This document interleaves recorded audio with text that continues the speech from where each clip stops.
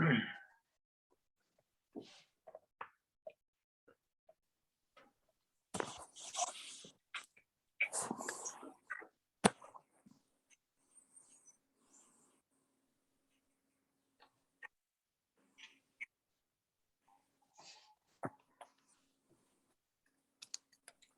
good evening, folks. I see we're past our 6:30 p.m. stated hour, and I see that all of the counselors and staff that I was expecting and special guests are present. So I will call the meeting back to order. For those of you who might be following the agenda, we are on item 4, having completed a closed session prior to this upper hour. So I would just start by asking, and I noticed there are a number of guests as well. Welcome to a number of members of the public. Welcome to all of you. I would ask that you leave your cameras off and your microphones muted, please. In fact, that basically applies to everybody unless you're speaking, just so we don't get disrupted with feedback and background noise. So without further ado, we'll start the meeting as we normally do with the national anthem, followed by our Indigenous land acknowledgement statement.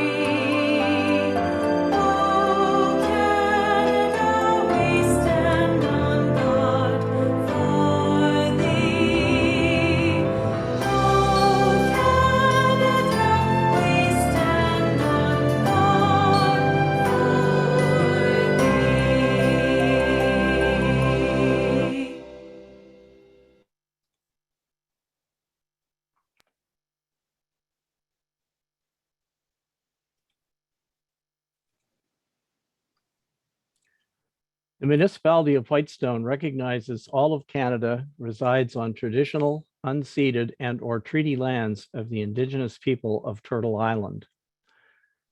We recognize our municipality on the Robinson-Huron Treaty Territory is home to many past, present, and future Indigenous families. This acknowledgement of the land is a declaration of our commitment and collective responsibility to reconcile the past and to honor and value the culture, history, and relationships we have with one another.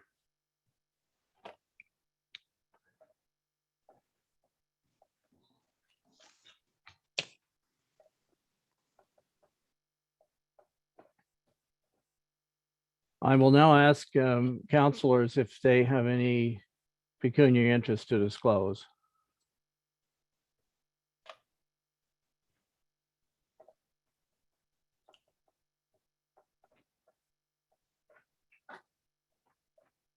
All right, thank you.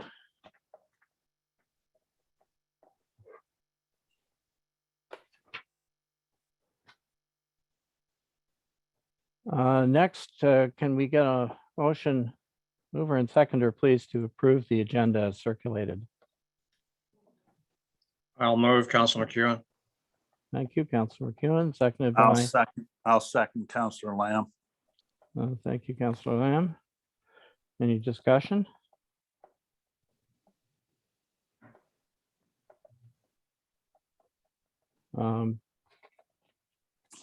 Any objection to this being the agenda? All right, thank you. That's approved.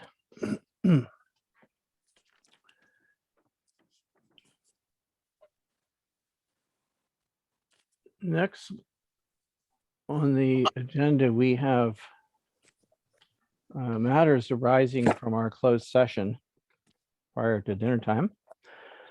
Could I get a mover and seconder, please, that Council of the Municipality of Whitestone approve the closed session minutes of the special council meeting of December 8th, 2021, and the regular council meeting of December 13th, 2021.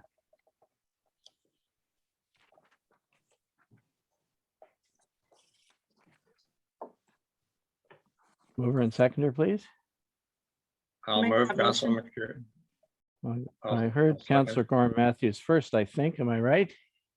Yes, and I'll second Councilor McEwen. Councillor McEwen seconds. Anyone opposed to approving these minutes?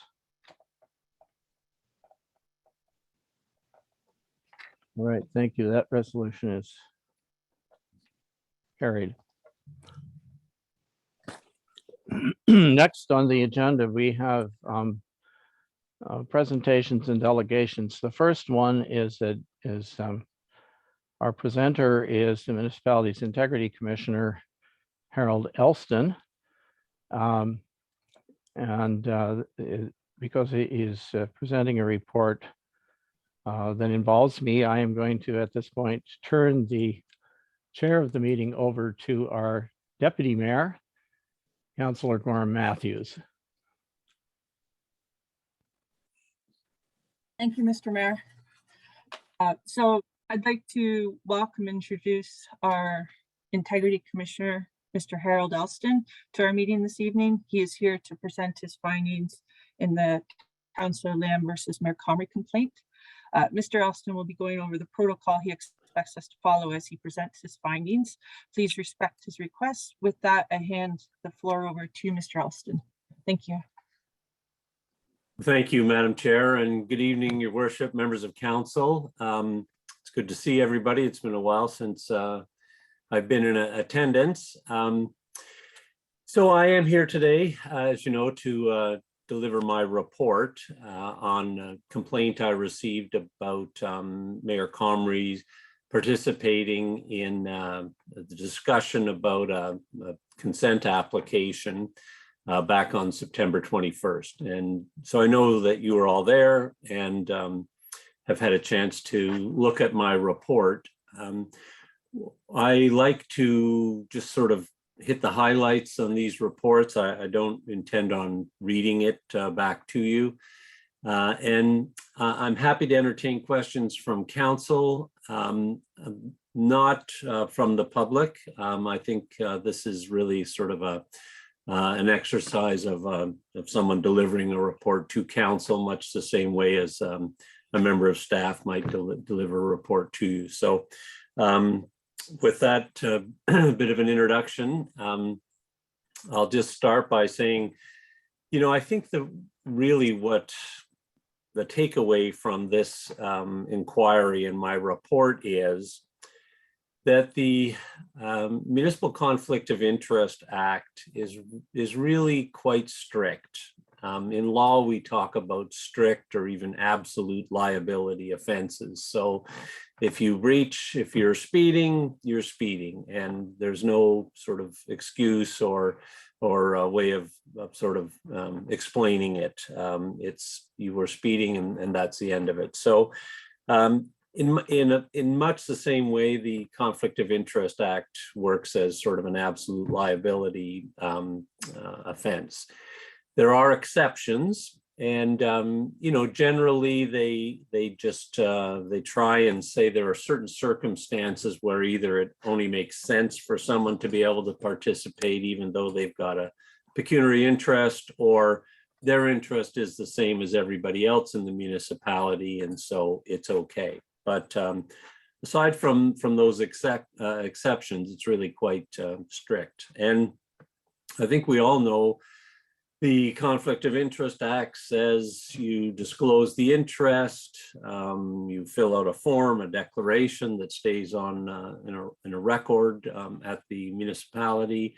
You don't vote, you don't try and influence the vote, but it also says you don't participate in the discussion. And I think that's, what happened here.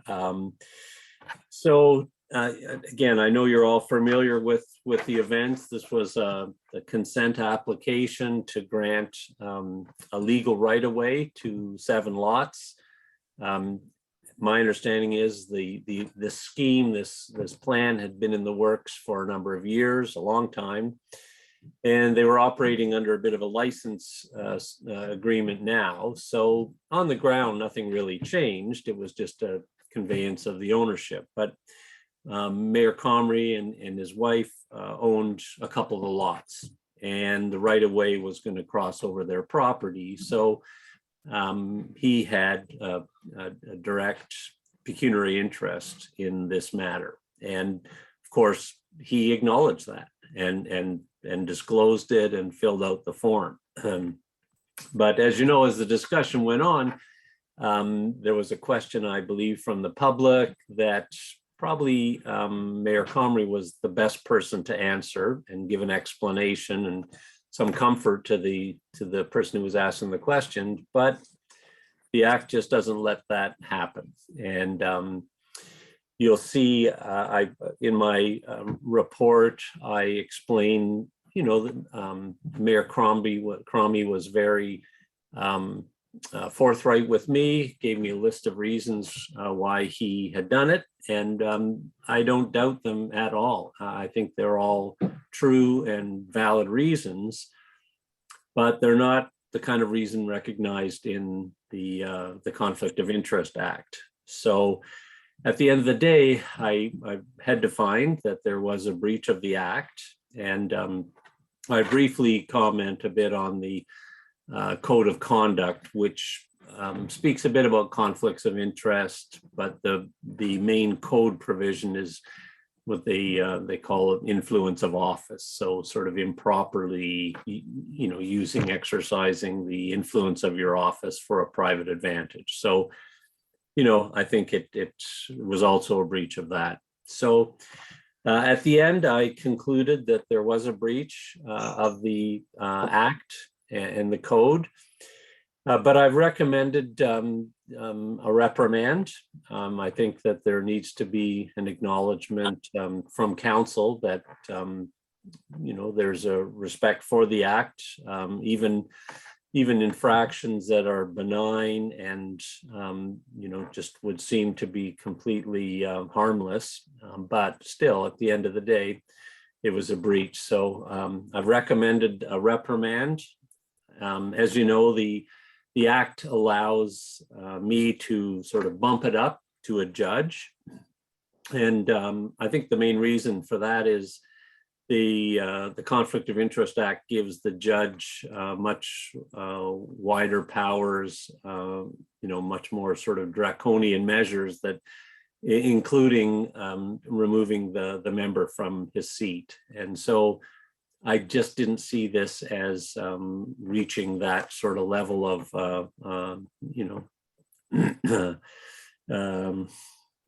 a problem. And so I decided that would not be a good use of anybody's time or money to go to a judge. And I kept it myself and have delivered my report to you. I comment on the ability of council to void decisions. Just because someone has a conflict, it doesn't automatically invalidate the decision or the action or whatever council did. But you do have the ability to void it. But again, in this case, I think there are some people's rights who would be affected. You were all unanimous in support of it, and it was really just something that goes off to the planning board, and they're the ones that make the decision. So it seemed to me there was no need to become involved in voiding the application, that just as a matter of law shouldn't happen. So I rushed through it, but it looks like you've got a bit of an agenda, and I know you've been at it for a while already. So I think I'll leave it there, Madam Chair, and happy to try and answer any questions. Thank you, Mr. Alston. Do we have any questions from council members to Mr. Alston? Yes, Councillor McEwen. Yes, welcome, Mr. Olson. Good to see you again. Thank you. One thing that maybe precipitated or brought this on a little bit was the fact that when I took over from Mayor Comrie, when he declared his conflict of interest, shortly after that, my internet went down. There we go, Zoom, and great while it works, and it's not so great when it doesn't. So it took me a minute or so to get back online.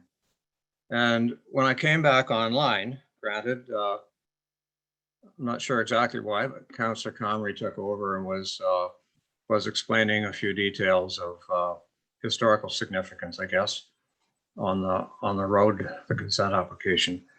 So I was curious to know why that would not have been maybe noted in your report, because I think that has underlying currents to it. Had we been in a face-to-face meeting, I believe that is probably something that wouldn't have happened, that he would have been speaking.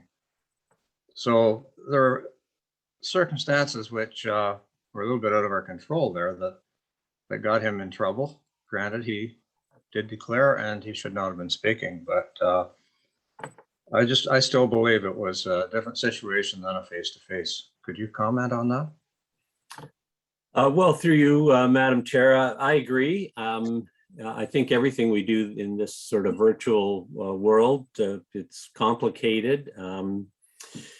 I didn't see that as giving me any discretion to not find that there had been a breach. I did watch it, so I'm aware that there was some communication breakdown there. I wasn't as concerned that Mayor Comrie had continued to chair the meeting. I think, on the one hand, there's nothing that says you can't do that, but on the other hand, it's sort of, you're controlling the agenda, perhaps influencing what happens. So I think just from an optics point of view, that probably wasn't good, but I understand why he sort of stepped into the breach there. But it certainly, it wasn't enough for me to use as a reason to say there hadn't been a contravention. I think where that comes across from my perspective is that I'm just recommending a very, sort of the basic, the minimal sanction that the act allows, just a simple reprimand, and I'll leave it to you folks, to council, to decide how you want to word that. But so I do understand, sir. I was aware of that. I took the time to go back through the audio, and I made a few notes, and I couldn't see where there's any influence other than information, which was pre-presented. So there wasn't anything new and anything that I thought would substantiate gain, say, for people of those 7 lots and or the Comries or the Comrie Family Trust. So anyway, just a comment on that. Thank you. Thank you, sir. Thank you, Councillor McEwen. Any other councillor wish to ask a question of Mr. Alston?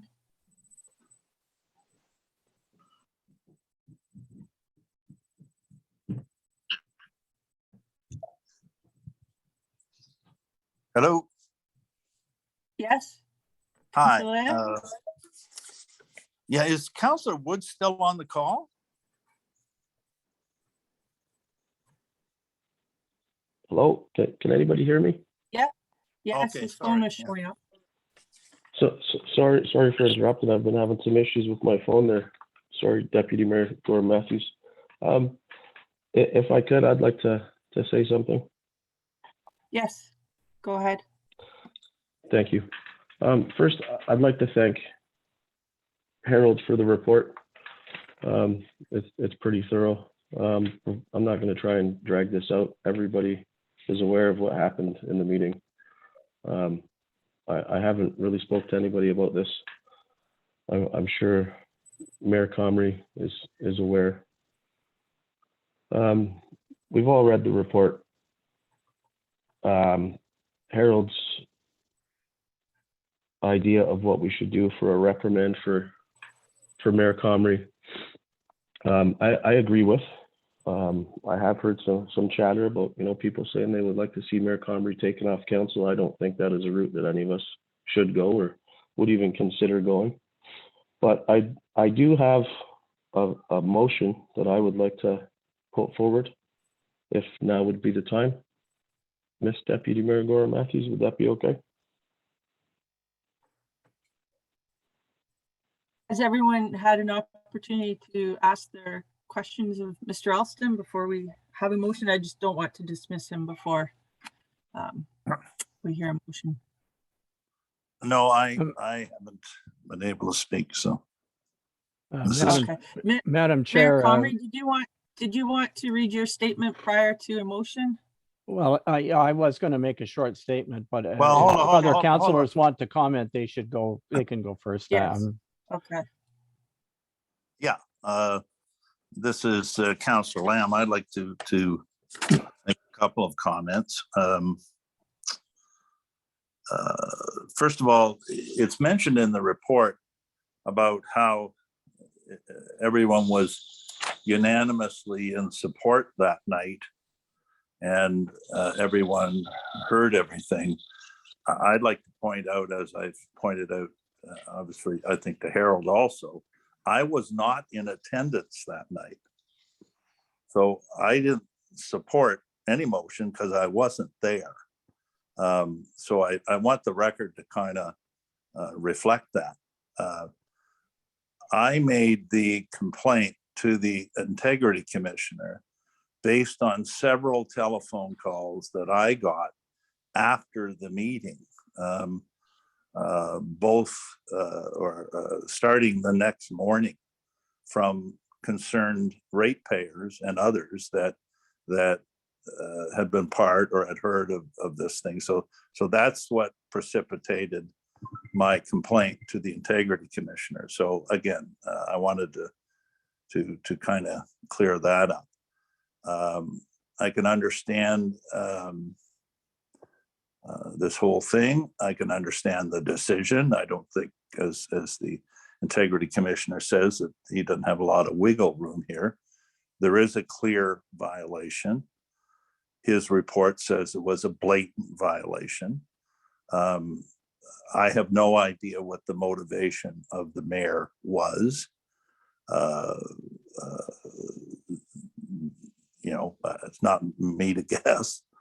There clearly was a gain. Councillor McEwen says he doesn't see a gain. There clearly was a gain. There was a pecuniary gain on the lots that the mayor had. But there is a suggestion of a reprimand. I don't think we need to rehash everything. There's a violation of the Conflict of Interest Act and the Code of Conduct of the municipality. And we need to, I think, move on and give a reprimand to the mayor for this and get on with it to our other stuff on the agenda. So that's what I propose we do, but maybe Councillor Wood has a different idea. So anyway, that's all I have to kind of say on it. Thank you. Thank you, Councillor Lamb. So I do have a motion that's been suggested by Mr. Alston. Should I read that first? And if we don't get any takers on it, then we can hear Councillor Wood's motion? Or do you want to hear Councillor Wood's motion first?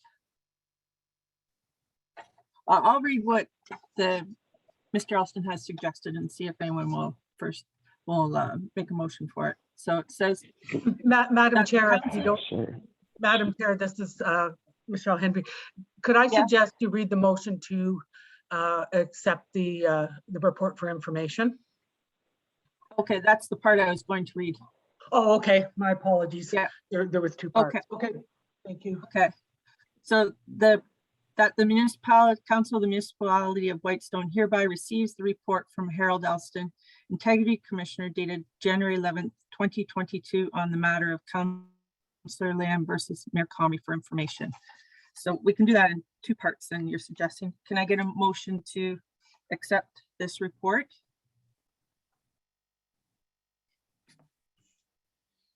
I'll make the motion. Okay, Councillor Lamb, may I get a seconder? I'll second the motion, Councillor McEwen. Thank you.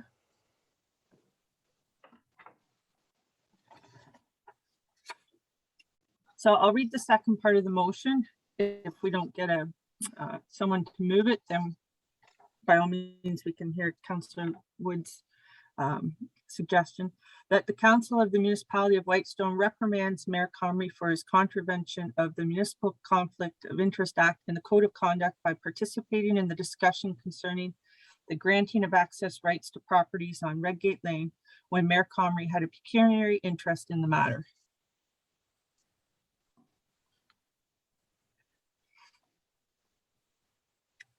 Is there anyone interested in moving that? I think it's fine, but I don't know who wants to move it.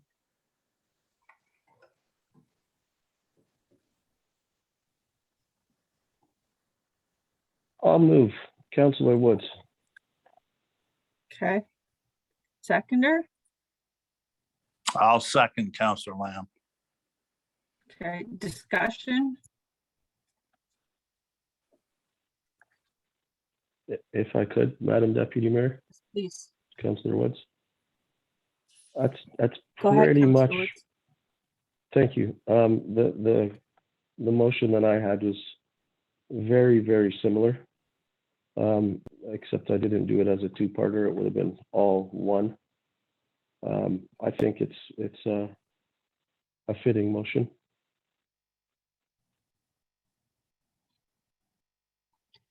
Madam Anyone Chair, else may I? have a- Yes, please, Councillor McEwen. Madam Chair, could I ask Mr. Elston to elaborate a little bit on his reprimand and what that would mean in specifics?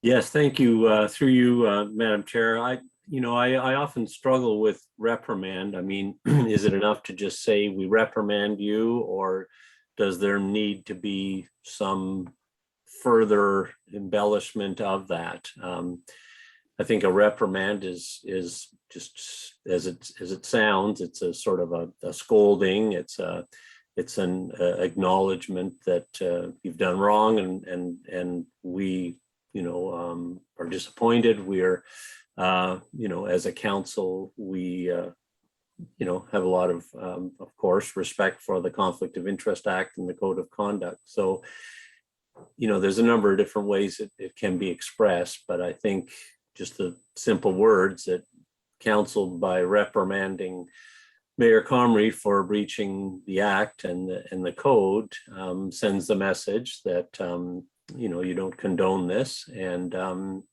as a group you're saying we don't approve. We think that was wrong, but it is a bit awkward, the wording. I agree. Mm-hmm. Yeah, I've looked up definitions of it, and I have to agree wholeheartedly. Beyond the word reprimand, is there any other wording that should be added to make it, I don't know, it's softer, but I don't know, it's a very, very complex word. Yes, through you, Madam Chair. It just comes right out of the act. So the act says, I can recommend either a reprimand or a suspension of the member's remuneration for up to 90 days.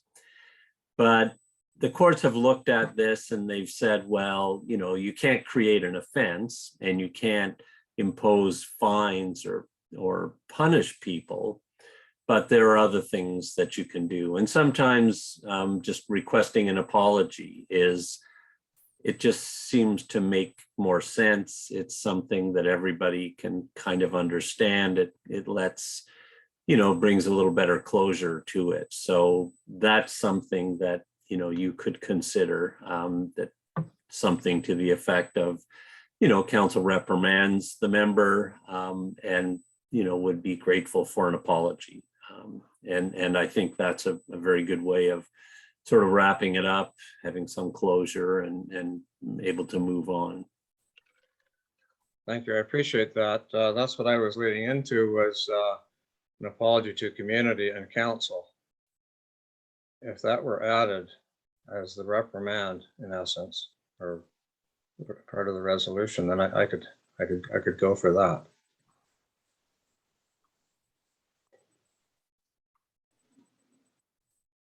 Would Councillor Wood and Councillor Lamb accept changing the resolution to include apology?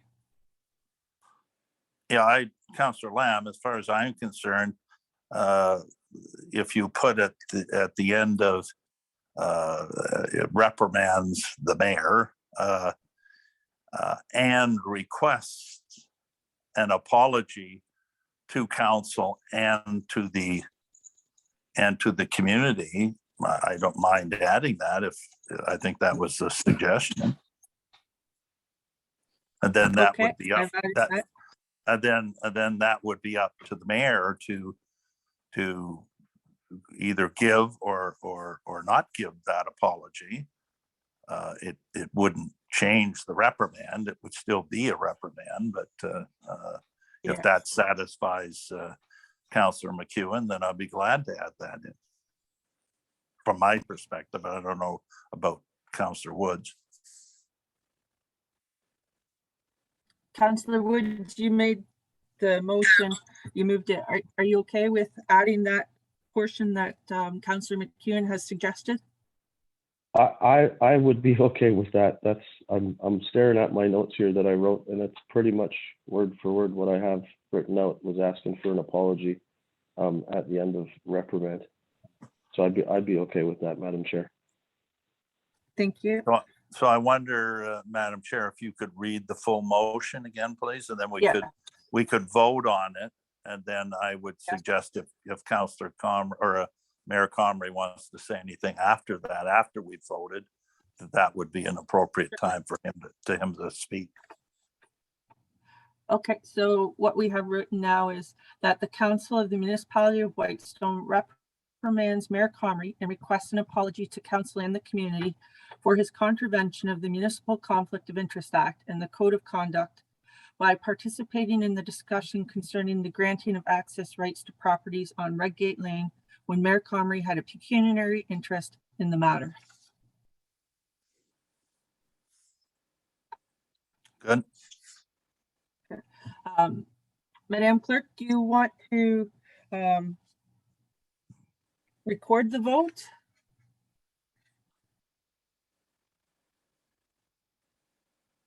Call the vote, I think is the terminology. Oh, Yes, if a recorded vote is called, then I'll take a recorded vote, if that's your request, Madam Chair. I was just looking at the resolution sheet where I had to write down yay or nay. I haven't done this before, so Okay. I didn't know if we had to do that. No, if you wish a recorded vote, I will proceed. Does anyone request a recorded vote? I'll request the recorded vote. Okay. Thank you. Councillor Lamb, Yes. Councillor McEwen, Yes. Councillor Woods, Yes. Deputy Mayor Gorham Matthews, Yes.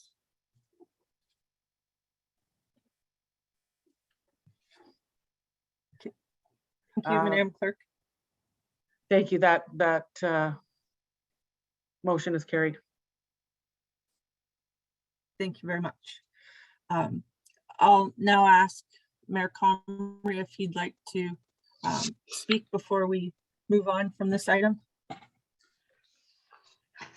Yes, thank you, Madam Chair. I have just a very brief statement that I would like to make. First of all, I accept the report, the findings of the Integrity Commissioner. I can assure you it was not my intention to offend the Municipal Code of Conduct Act, but I did end up responding to a question from a ratepayer when I should not have. And for that, I apologize to my council colleagues and to the Whitestone ratepayers. All I can say to you is that I'll be more careful in future. Thank you. Thank you, Mr. Mayor. I'm going to assume this concludes this portion of the meeting, and I get to hand the meeting back over to Mr. Comrie.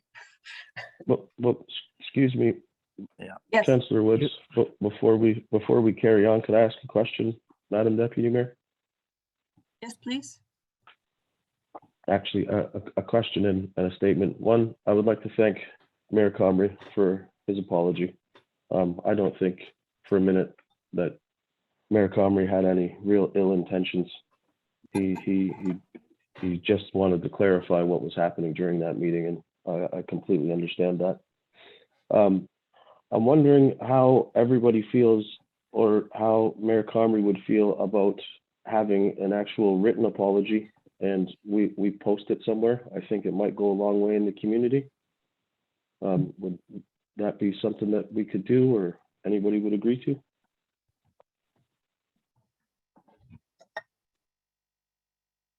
I can provide that if our CAO clerk is, I guess, willing to post it.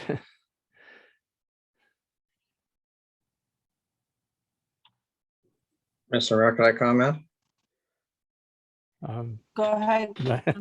I'm not in the chair anymore. So. Madam Deputy Mayor, we already passed the resolution and the apology has been made. It's public knowledge. It's out there now. I don't see a reason to request a written apology personally.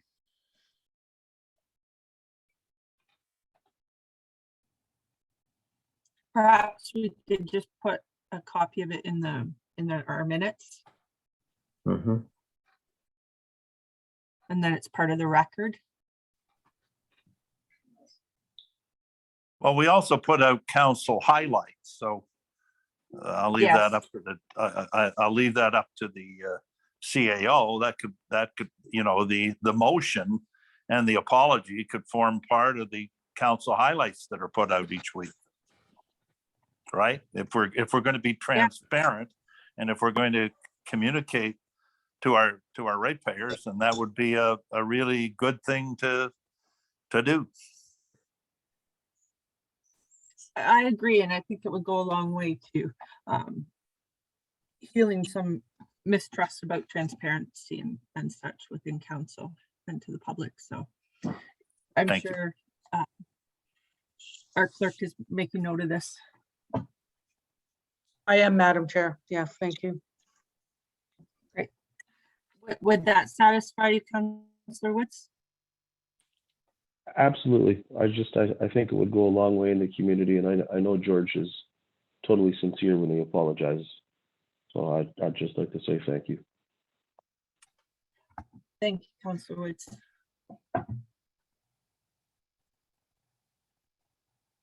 Now do I get to stop being chair? You can continue if you wish, but No, if not, this has been good. You're welcome to take over. Thank you, Mayor Comrie. And thank you for your apology. All right.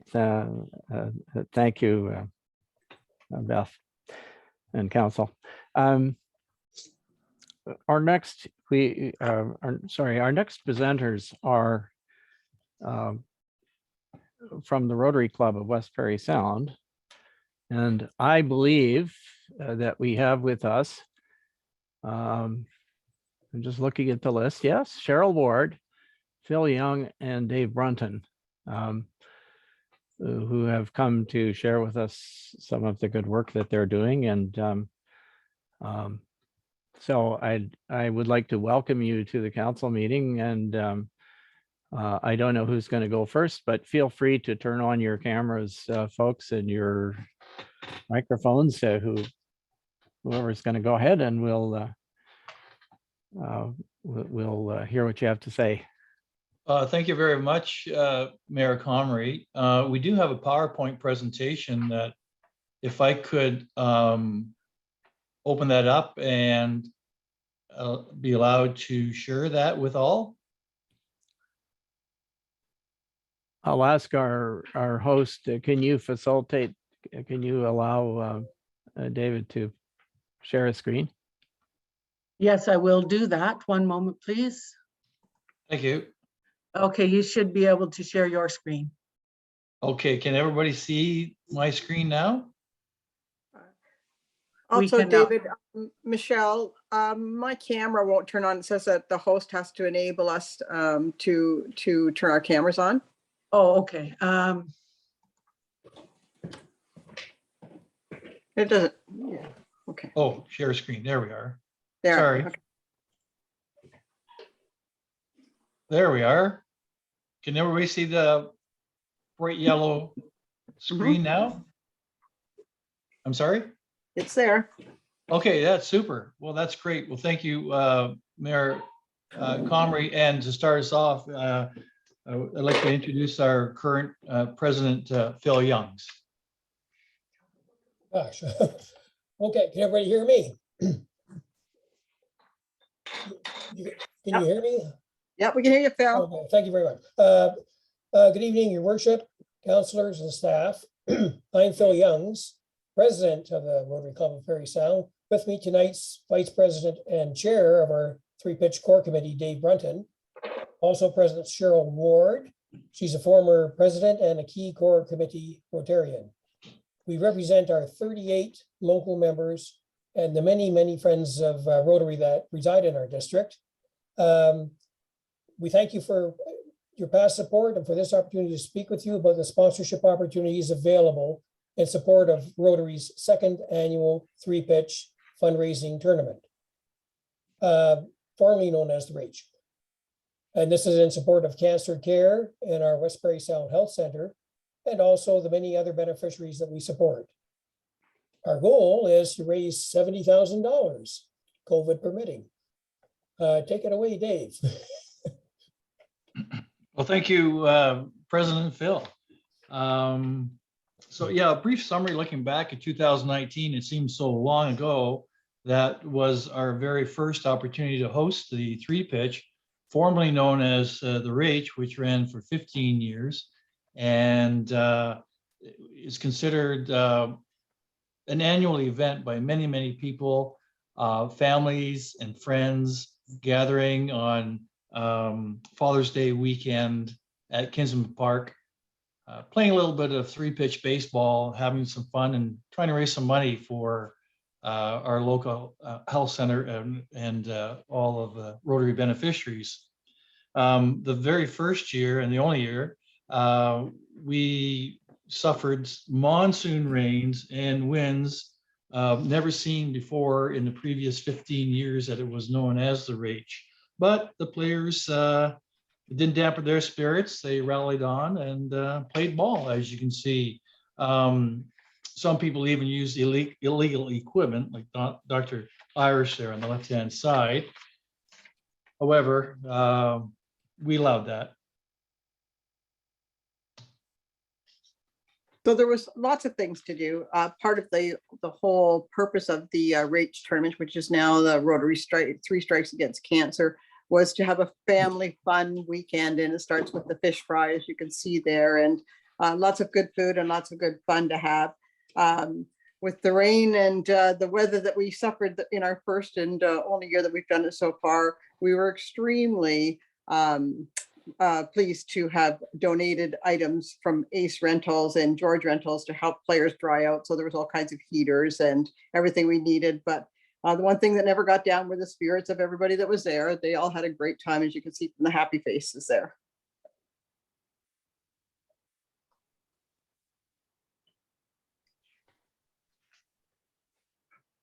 And Cheryl? Yeah, go ahead, continue on. Oh, okay. Yep. Sorry, Yeah. I missed that and I apologize. Thanks to the generosity of all sponsors, including the municipalities, which always step up, and Whitestone included. The ball players, the community, collectively, we actually raised $55,000 in support of local programs. And so our event is for local programs and of course cancer care. And here's just a demonstration of a check presentation that we made. We were able to help the Salvation Army with the purchase of that van to the tune of $25,000 through our many projects that we do. So we're very proud of that. We get an ever increasing number. I think many of you are very familiar with Rotary and what we do. And we get a lot of requests for local support of residents seeking some financial assistance for anything from mobility to supportive advices. Part of what we do is we raise money, and we do projects to raise money in order to help our community. And as the slide there says, we are here to help people, and it's what we do.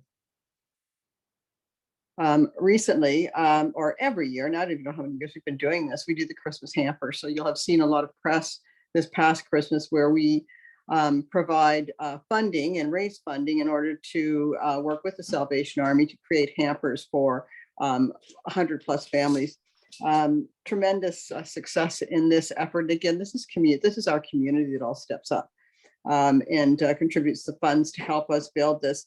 We were able to provide over 100 families, and then there was significant excess funds which we were able to then hand over to the Salvation Army so that they could continue what they do best, which is to help to provide and put food on the tables for many people that require support in our community.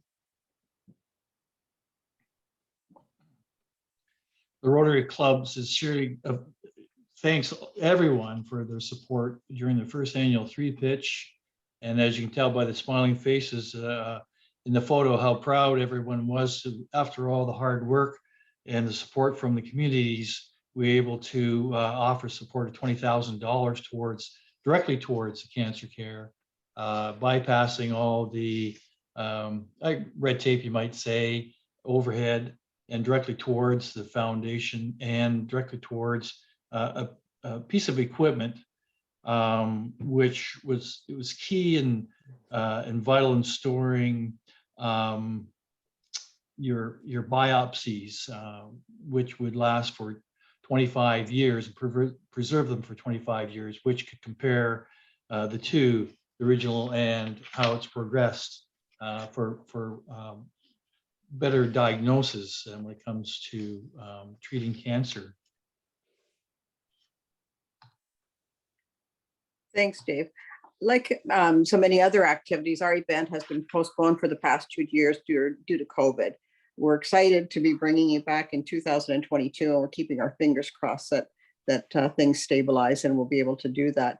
But going back to early 2020, when COVID actually descended upon all of us in the world, Rotary stepped up, and we were busier than ever, and very proud of the fact that we created the grocery program to support our community. And we were benefited from, I think, almost 100 volunteers, including OPP, emergency crews and everything, to help us. We shopped for groceries and we had them distributed out to the community, and that, which started out small, grew to a very large area, to a very large program that I think was one integral and was recognized through all of our Rotary clubs in the province. So we're very proud of that, but more, I think, proud of the fact that we able, during such tough times, that we could find a way that we could give back and that we could help our community. With the 4th or 5th wave, I'm not even sure which one we're in right now. Our teams are busy at it again, trying to get some groceries out there, trying to get them to the disadvantaged or to the people that need to stay in isolation and need to be protected. And so we continue to do that, and we want to extend our appreciation to the municipalities and to Whitestone. Your individuals, your community have also been tremendously supportive through all of this. And so to assist you with your continued support, pardon me, the rallying does continue. There's always ongoing needs in the Parry Sound area for individuals, and of course, supporting our health center, which serves such a large area and such a great population. If I might add, if you have the opportunity to visit rachfund.com, that's all one word, rachfund, R-A-C-H fund.com, gives you more of an insight in the history of the event and why it continues to be so popular and very well supported by many, many locals throughout the areas. And our mission continues to host a community and family-oriented, fun-filled, entertaining weekend of 3-pitch baseball. And again, once again, it's in support of cancer care at our West Parry Sound Health Center and the local Rotary Club and all of our beneficiaries. If I might leave this with you, the sponsorship opportunities to peruse. Hopefully, there's something there for you that you'll like. If you have any more information that you would require, please get in touch. Judith has our contact information, and look forward to your continued support. And thank you very much for the opportunity to be able to present to you this evening. We'd also like to see a team from Whitestone coming forward and stepping up to the plate. That might be fun. Well, that's a good idea. Put a challenge out to mayor, council, and staff. And yeah, that's a great idea. So I don't know if anyone may have some questions for us. Thank you very much, presenters. I'll open the floor to any questions that our councilors might have. Yeah, Councillor Lamb, can you hear me? Yeah. Yep. Yes. Oh, good. Thank you. Thank you so much. And hopefully, fingers crossed, you can have the tournament this year. Always seeking to get support. I'd like you to also think, I mean, what happens here with us is, in the new year, when we're looking at our budget in the next month or two, we look at contributions, and we would review this one in concert with everything that we get in and go from there. But having said that, we also have a big initiative that I think would fit, hopefully, within Rotary Club's mandate. We have a very large expansion to our nurses station in Whitestone. And this is a nurses station that not only serves Whitestone, it serves McKellar, it serves Magnetawan. I think last I saw, there were 12% of the people that came to our nurses station were even from Parry Sound. So truly making this a whole effort. I think that the building is like over $1 million. We've got fundraising of 180,000 that we're trying to do, and I think we're about roughly 50% there. So I would ask that the Rotary Club, would you consider a small donation out of the funds that you're raising to support the nurses station in Whitestone? Is that possible? Thank you. Well, thank you, Councillor Lamb, for making us fully aware of your project and your endeavor, and supporting such a much needed facility, I'm sure. Sounds like a great project that you've got going, and we will definitely take that back to the club through our board of directors, and then have them pass that on through to the appropriate subcommittee. And yeah, and go from there for sure. Those are the kinds of projects that we like to support. Thank you very much. Thank you. Thanks. Other questions or comments?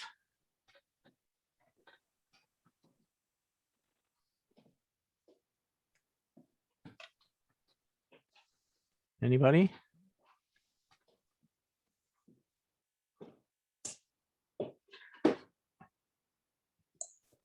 Mr. Mayor, I was muted. Could I have a moment, please? Yes, go ahead. All right. Councilor McEwen. Dave and Cheryl, thanks for coming out. Wonderfully worthwhile causes you're supporting here. Your sponsorship sheet that was just up previous there, showing all the different amounts and recognitions and such. Do you have to make a certain donation to have our names, say, as Whitestone Municipality or such, put up with a series of like donors? Is that recognition? Dave, do you want to take? Sorry, go ahead, Cheryl. I was going to let you. I was actually going to let you take it. But Councillor McEwen, we there are some suggested limits, suggested levels there that we do present when we're talking to commercial and to municipalities. I think suffice to say, and I'll let Dave take it from here, but we're going to work with anybody. Like we're just so grateful for everything everyone does, and it's not nothing's cast in stone. So if your municipality would like to see something, I think we could talk Dave and Phil into considering it. What do you think, David? Well, yes, it's nothing set in stone. We like to work with our supporters and give you the recognition as well that you would deserve for your support. For example, the bronze level of $1,000, we would recognize municipality of Whitestone by having your logo on social media, also on the website, event flyer that we would have going out. We have posters on site which would show your recognition of your support, and logo and signage as well. And then in the post recognition of the event, we would have a newspaper acknowledgement for the sponsors, starting from, as you can see on the right hand side, the $250 level and upwards, and as well as an email blast, and through social media, our social media Facebook page as well too, of course. So that's an example, Joe. Yeah, okay, that's fine, Dave. Thank you. You're welcome. You're welcome, Joe. Thanks for the question there. And don't forget that fish fry on the Friday evening. Be held again. 2 seatings. It's a full, complete pickerel dinner with the works, and we'll cook and do the dishes for you. So you can't beat that deal. And we're pretty sure we're going to have some fresh cold beverages that'll accompany everything. Yes, keeping your fingers crossed here. So thank you. Thank you very much. Hey, thanks. Are there other questions or comments? Yes, Mr. Mayor. Oh, Councillor Gorham Matthews, go ahead. Yeah, not to prolong anything, I just wanted to thank everyone for coming to speak tonight. It's always interesting each year to see the different projects that the Rotary has tackled over the year, and I know it's been challenging to connect with the community during these times, and you've done a great job of supporting the community the past year. I may come out for your fish dinner, but nobody wants to see me play baseball, so but we'll see what we can muster up from Dunchurch. But No thank pressure. you for coming. Thank you. Thank you.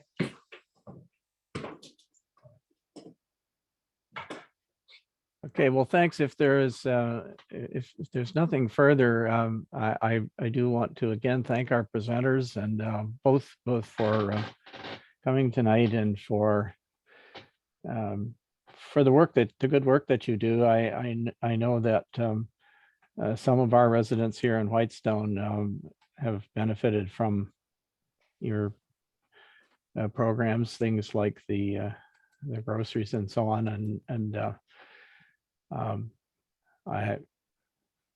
again, we appreciate the work you do. I'm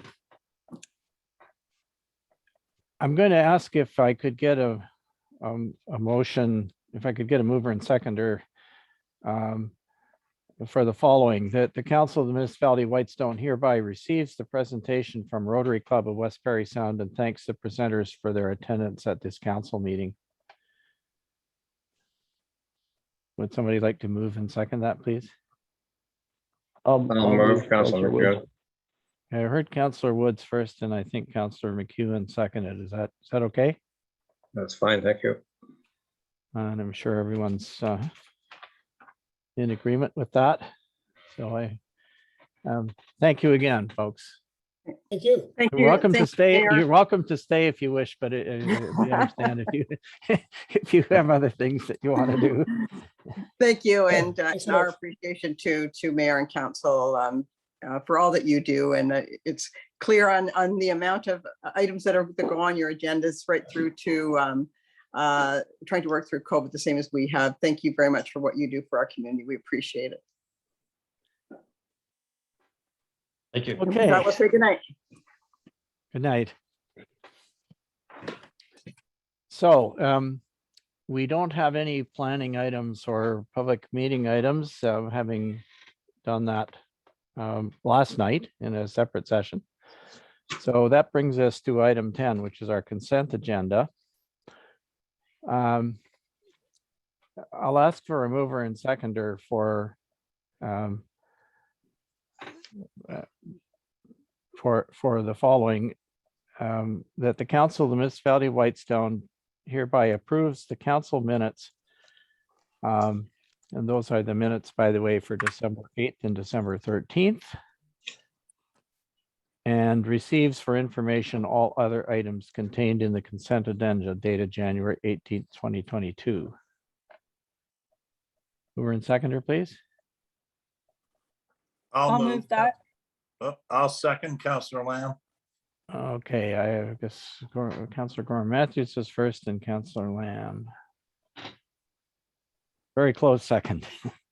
And are there any items that you wish to discuss that are in there? Any of those items subject to discussion? Mr. Mayor? Yes. Yeah, and this is in the whole consent agenda. No, just a comment. I guess we have $23,000 worth of bottle sheds up at York, or bottle returns at York, and 7,000 or 8,000. So I guess in the community, we've got $30,000 worth of bottles. We're quite a drinking community in COVID. So anyway, congratulations to the two groups, the Parent Association and the Lions, for all the work they do in doing that. And I know the library has helped, you know, with the bottle shed, and I think got some money, and both groups do a really great job. And again, thank you. Okay, thank you for noting that. Any other items that you want to discuss, or any other discussion of the consent agenda? If not, is anyone opposed to approving that motion to accept it? Okay, it's done. Item 11, mover and seconder, please, that the Council of Municipality of Whitestone approve accounts payable in the amount of $535,517.30 and payroll in the amount of $66,715.04.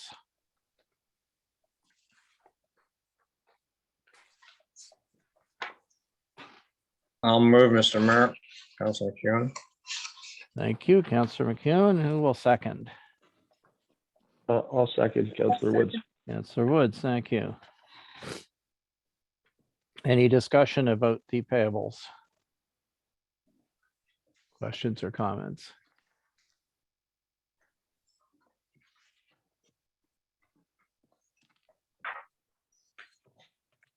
All right.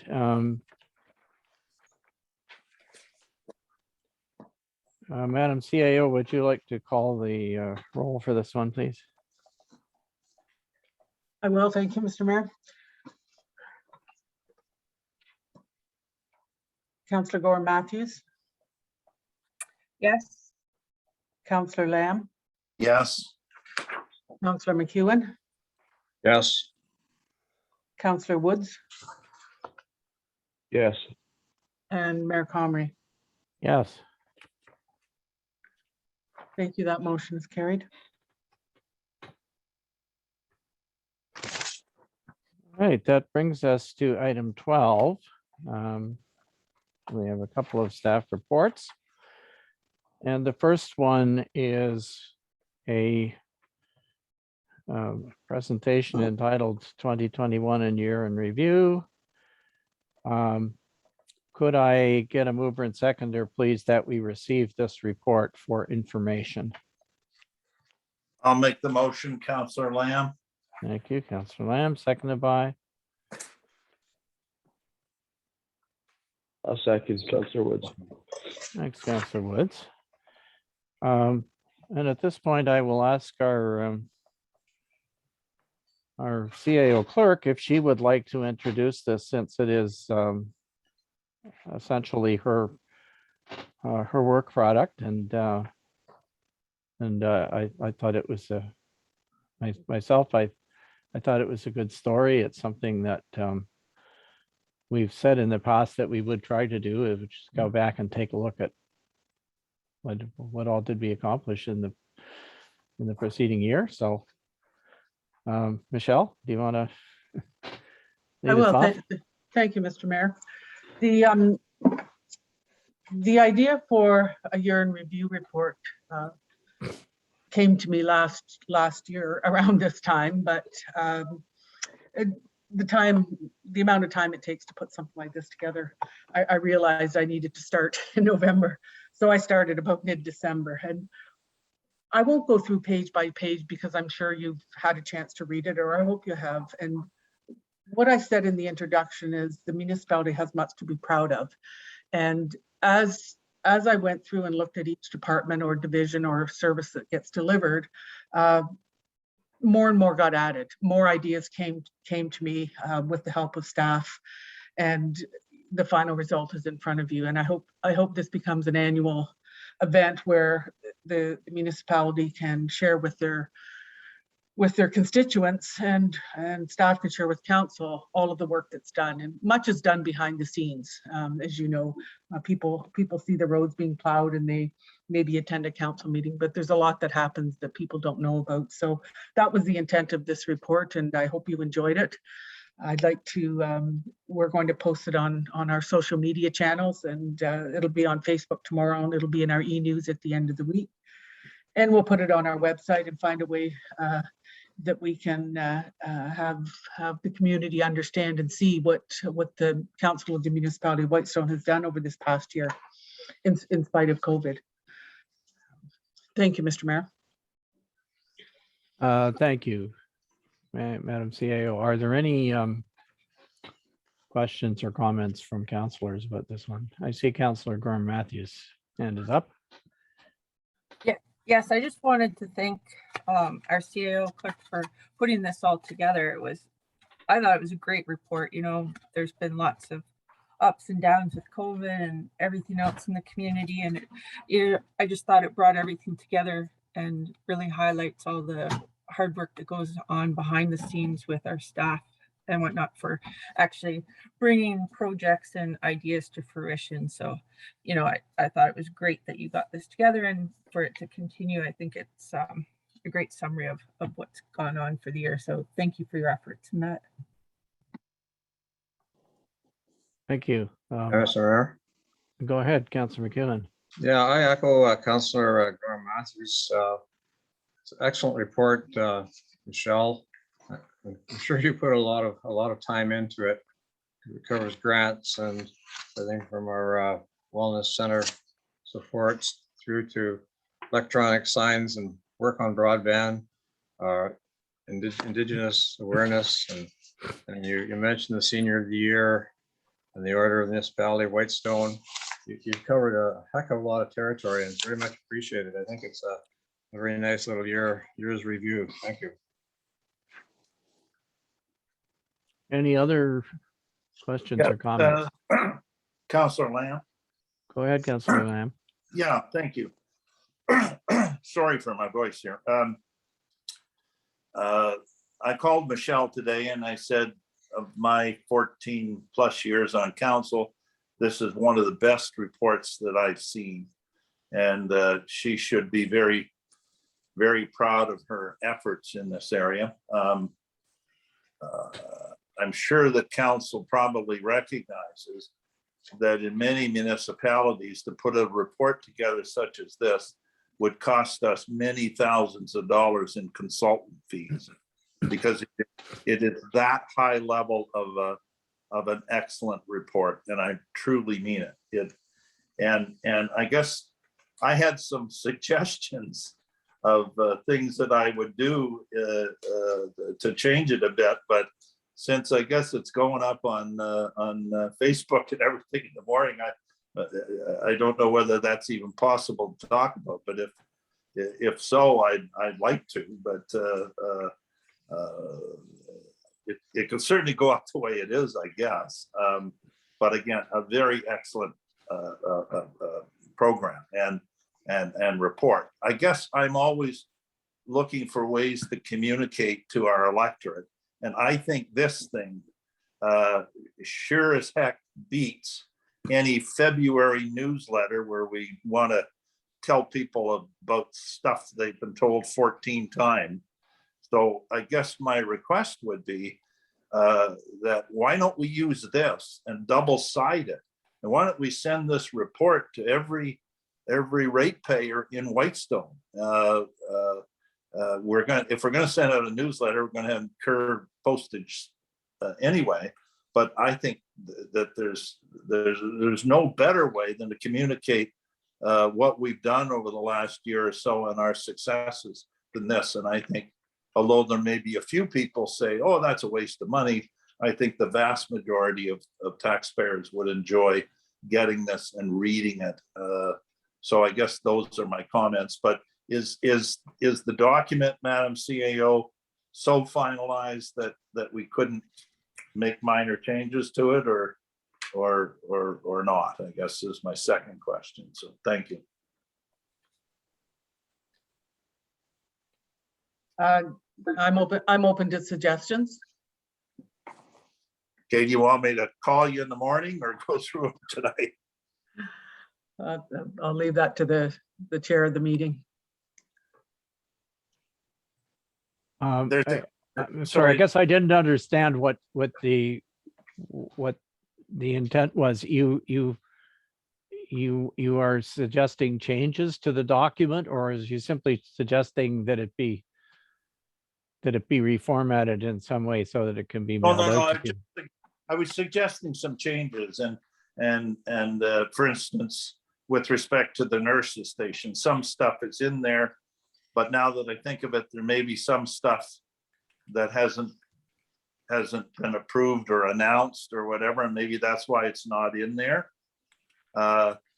Also, the signs, for instance, we got grants for some of those signs, so I don't want people to think, for instance, we just decided to put up signs without any grants.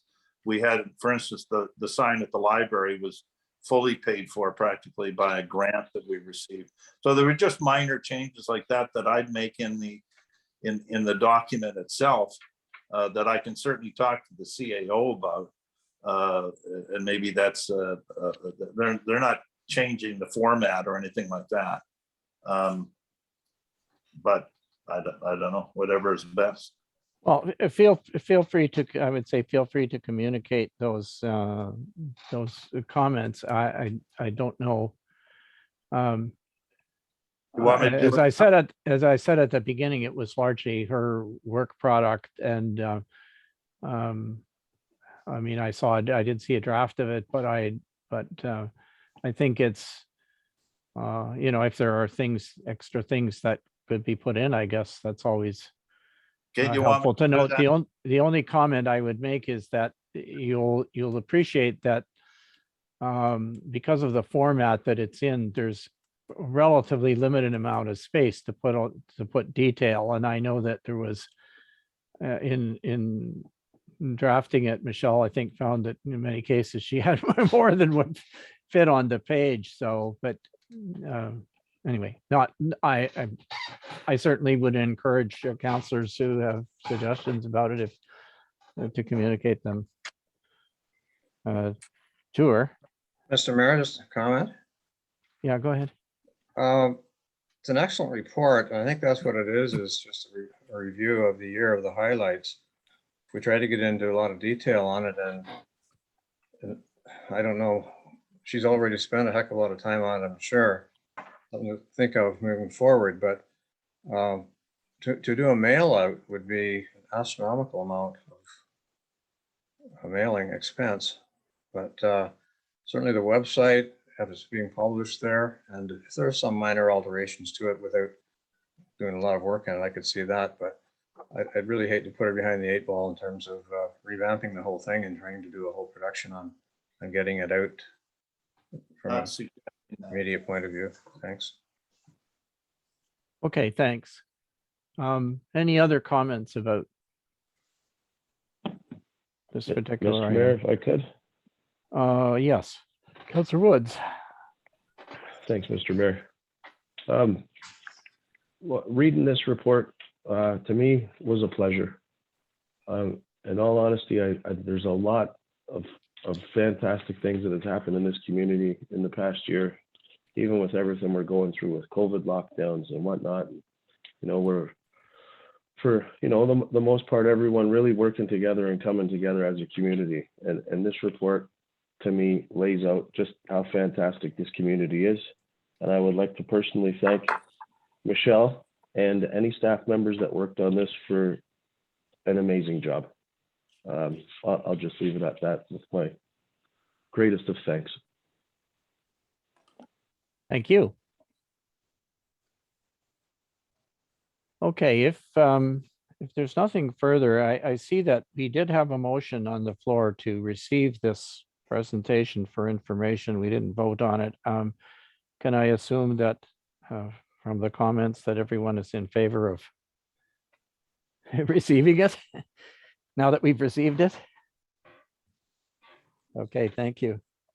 Yeah, Mr. Mayor, I had put out a suggestion that this be mailed out. Council McEwen doesn't think it's a good idea, which is fine. That's why we debate things. But why are we going to put out in February a newsletter that we're trying to find information to put into a newsletter, and we're going to pay postage on that and send it all over the nation? And when I suggest that we take a really, really valuable, good piece of communication and send it out to our ratepayers, which I think goes 25 times better than a newsletter that they throw in the garbage, that because we don't want to do that, it would be a little extra cost. Like we either do it or we don't. And if council decides they don't want to send this report out, forever we're talking about people that don't have computers or don't have access to the internet, or a poor internet connection, and they can't go on FaceTime or Facebook or Twitter or anything else to get this, or our website. And they sure as heck don't go on to the municipality of Whitestone website every day or two or week to look for what's on there. If we're going to communicate, why don't we take really good time stuff like this and communicate it? I don't know why we get scared doing this, yet we spend money all over the place on everything, offices and pools and everything else. But yet this, which is very valuable, should be sent out to our community. So anyway, that's my thought, but if you don't want to do it, then don't do it. Thank you. Mr. Mayor, just a point for the record here. I'm not against sending this information to ratepayers. I think it's excellent material to get to them. I just think the timing isn't good to spontaneously jump into trying to get this to everybody right at this point in time. Maybe I'm wrong. If I am, I stand corrected. Thank you. When would you send it to them? Next year? Maybe we Okay. maybe ask staff to give us a report on the feasibility of doing it. It's Yeah, probably a lot folks, bigger job. I think that the issue here is a logistics one. The format that it is in, which is, as you can tell, is a PowerPoint presentation, is it's 20 pages. Now I realize you can go down to perhaps 4 for. So, you know, I don't know. If you shrink it down past a certain size, people are going to have to get out glasses to see it. They're magnifying glasses to see it. And I guess what we would have to do is look at the cost of you know, what does it do to our, you know, to the volume of our mailing and the postage cost. But I wasn't said, I'm sorry, I wasn't ignoring your suggestion, Councillor Lamb. I think what we need to do though is we need to have our staff take a look at how it might be able to be disseminated. Like, it is very easy to put something like this online, but it's not. But if you went to print it out, you would end up with with a you know, and especially full size, given that it has pictures and so on in it, you'd end up with 20 sheets of paper or 10 sheets both printed both sides, which is a fair bit of you know, it's quite a lot more than we would normally put into a mailing. But I think you make a good point. It probably is more effective in many ways than some of the things that as a communication piece and some of the other things that we put in the newsletter. So can we leave it that we'll have staff take a look at this suggestion and see what it would be, Sure. what would be That- involved that's in good doing idea. it. That's a Sure. good idea. Good idea. All right. And I will make a little note to here just on the order paper.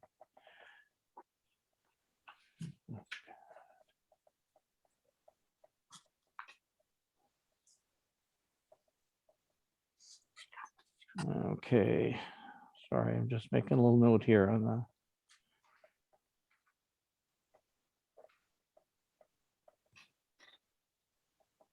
All right. So the next one, you can see that we have a report,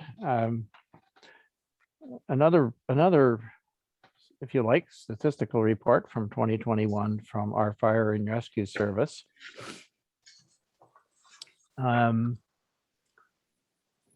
I'm looking around to see if, looks like I see Bob Whitman's phone number. So I think he is, I think he's on the call. I didn't capture him in the attendance earlier, but I believe he's on the call. So in a minute, I'll ask him if he wants to make any introductory comments. But first, can I get a mover and seconder, please, that the Council of the Municipality of Whitestone hereby receives staff report titled Whitestone Fire Rescue Annual Statistic Report 2021 for information. I'll make the motion. Thank you, Councillor Lamb, seconded Second it. by Councillor Gorham Matthews. All right, so Fire Chief Whitman, are you there? And Yeah, I'm here, Mr. Mayor. would you like to say anything about your report? No, the report's pretty straightforward. It's some of the calls we did. We were fairly busy this year. We did 116 calls, so yeah, it's pretty straightforward. If you have any questions, I can answer them. Other than that, I'm good.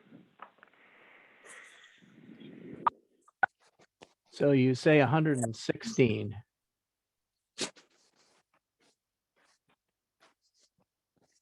Oh, yes, I see that. Okay, great. Thank you. All right, folks. Questions for Chief Whitman?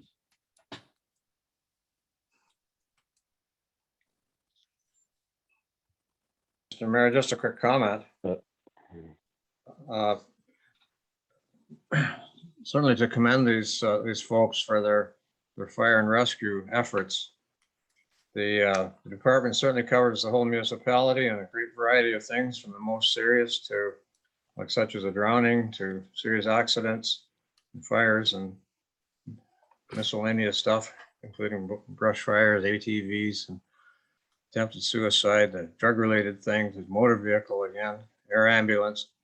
Really can be commended for the communicating and efforts and work they do through this whole process for the year. Thank them very much.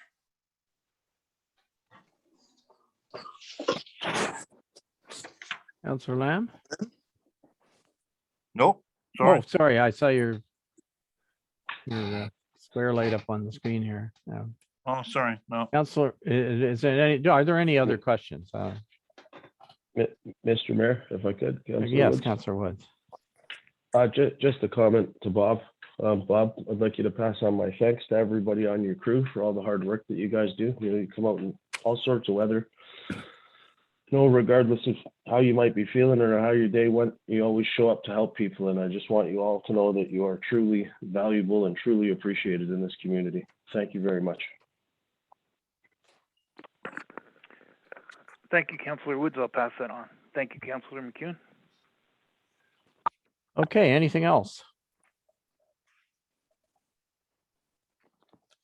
If not, are you okay to, is everyone okay to receive this report?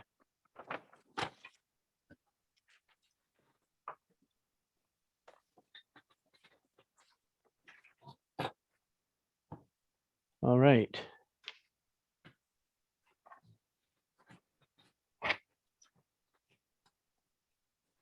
The next one is about the Joint Compliance Audit Committee, which I bet some of you don't know what that is, but our CIO clerk is going to tell you in a minute. Can I get a mover and seconder again, please? That the Council of the Municipality of Whitestone hereby receives for information report admin 2022-01, which is the Joint Compliance Audit Committee and Bylaw, and that the Council of the Municipality of Whitestone adopt bylaw adopt by bylaw the West Ferry Sound Joint Election Compliance Audit Committee terms of reference per attachment A to report admin 2022-01. So if I can get a mover and seconder, then we'll have I'll move, Councillor Woods. Michelle give us a intro to this. Seconder? Councillor. Councillor Lamb. Okay, Councillor Woods moved, Councillor Lamb seconds. We're good to go. Madam CAO. Thank you, Mr. Mayor. As everyone knows, this is an election year, a municipal election year, as well as provincial. And there's a number of activities that the clerk is responsible for. And one of them is making sure that there's a joint compliance audit committee. So the municipalities, the area municipalities of West Prairie Sound have a joint compliance audit committee. So do the municipalities of East Prairie Sound. And in fact, as we speak, Whitestone is part of the East Prairie Sound Compliance Audit Committee. We are shifting gears and we're going to join up with the West Prairie Sound, simply because it's the West Prairie Sound clerks and CAOs that I deal with on a regular basis. So 4 years ago, same type of report came to council, and the terms of reference are fairly standard throughout compliance audit committees. It sets out the rules of engagement if the compliance audit committee is required. And all of the West Parry Sound area municipalities will be adopting the same terms of reference. And when you get to the bylaw, you will notice that when you pass the bylaw, it comes into effect on November 15th. And there's the reason for that is that's the start of the new term of council. And the reason this is coming before council now is that there's a good deal of work that has to be done to prepare for the election. So I'm getting ahead of the curve. And this is just one of the items that we will be able to put a check mark beside to say it's done. And in saying that, I now have I've created a page for the website that speaks about the municipal election. And there's more to add to it, but we're starting the process of communication to the community about the municipal election and all the important dates. So thank you, Mr. Mayor. I didn't want to read through the whole thing, but that's the reason this is before council at this time. All right, thank you. Are there questions or comments on this report?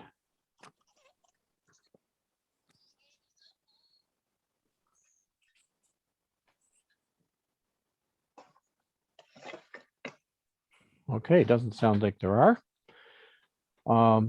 So once again, I guess I'll ask, is there anyone who has an objection to adopting this resolution?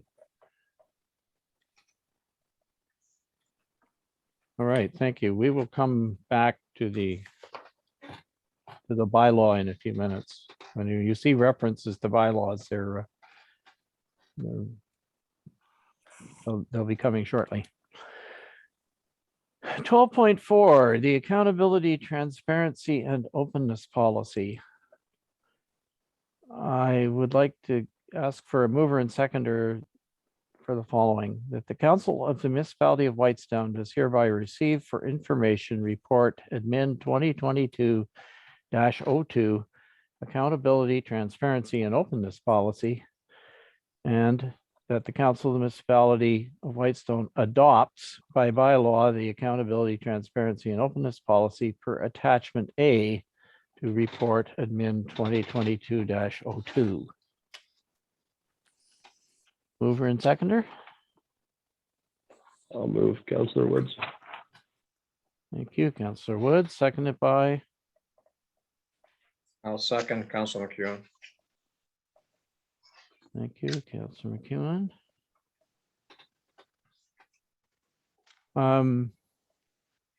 Once again, I guess I will ask if our CAO clerk wishes to make any comments about this report. Thank you, Mr. Mayor. I will speak to it briefly. As I noted in the background, the Municipal Act prescribes that a municipality must have certain policies in place, and I've listed them there.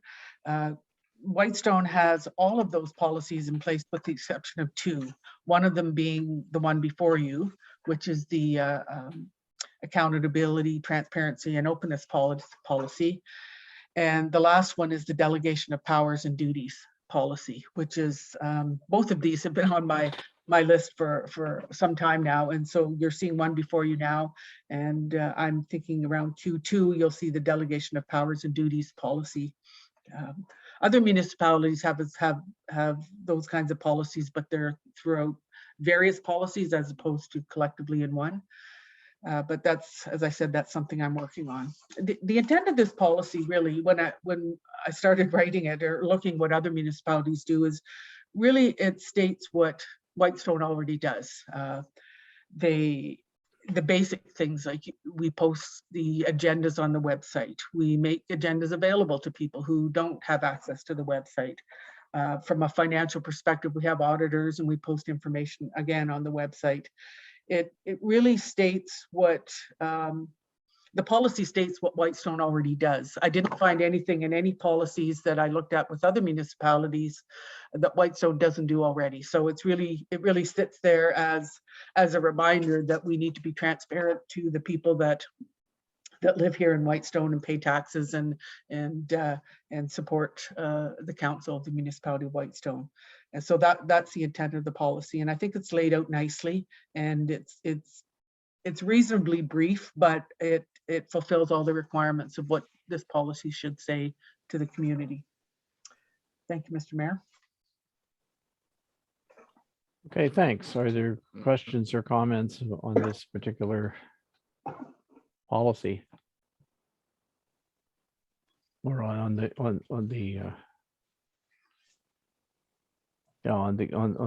policy for itself?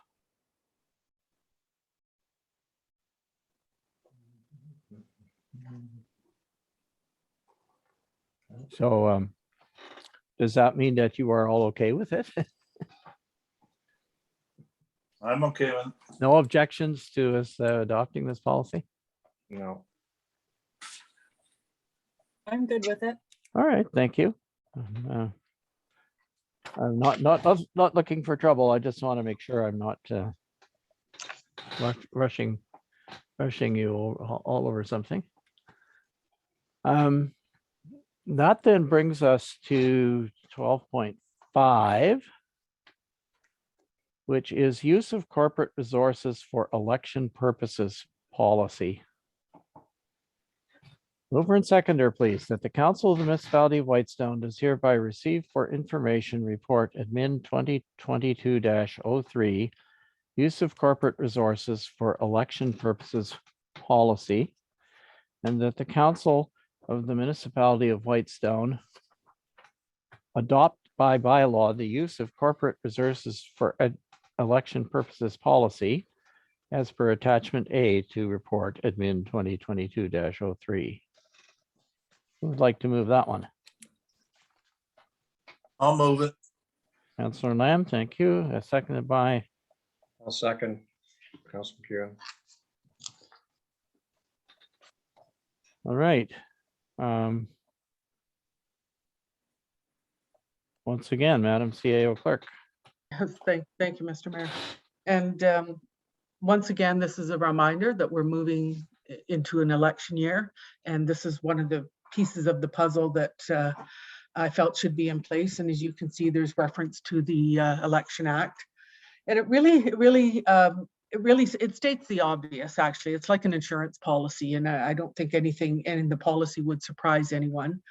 But it's not a type of policy that Whitestone has had in place in the past for other elections. So I looked at what other municipalities were doing in terms of policy, and you can find all sorts of policies that are 20 pages long. This one is somewhat abbreviated, and it aligns for the most part with the other West Parry Sound municipalities. It really speaks to reminding candidates, anyone running for election, members of council, what they should and shouldn't do during their campaign period. So that's the intent of the policy. And happy to answer any questions. Mr. Mayor, Councillor Lamb. Go ahead. Yeah, through you. Michelle, I understand that the policy, and I understand employees can't obviously do things while they're at work. I guess my question is, what can an employee of the municipality do in terms of the election or a candidate, or supporting a candidate or not supporting a candidate on their off hours? Are there any restrictions there? Can they put an election sign on their front yard? Can they at home, or like what is it that employees can do and can't do on their off hours? That's a good question. Councillor Lamb, to you, Mayor, to you question. So if you look at page 3 of the policy, it talks about staff. Staff shall not canvass or actively work in support of a municipal candidate or party during normal working hours, unless they are on leave of absence without pay, on lieu time, or vacation leave. So what that says, if your hours are 9 to 5 or 4 to 8 or whatever your normal working hours are, you may not work for a candidate in campaign, because you're being paid by your employer, who's the municipality. So that's what the policy says, which implies that if you are on leave or on vacation, or it's a weekend and it's not your normal working hours, that time belongs to you. Okay, So in other words, it doesn't preclude a staff member from supporting a candidate, except when they're on their regular working hours. And in other words, you can't be at your desk and phoning people and looking for support, you know, the obvious, as I said. but you could go home at night and do that, Yes, you can. okay? I don't know why I asked that, but I'm glad it did. I'm not sure what the ramifications of that are. The greatest thing, of course, in terms of any election, is the activity at the landfill site, right? So we have to make sure that particularly our landfill attendants are well aware of this policy, because everybody and their brother goes to the landfill site, and many of them ask the opinion of the landfill operator. So anyway, I just say that a bit tongue in cheek, but that's what happens. So thank you.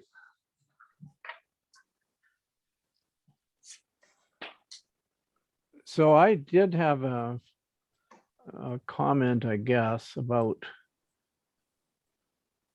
sorry, I'm trying to go back to the page now where this is.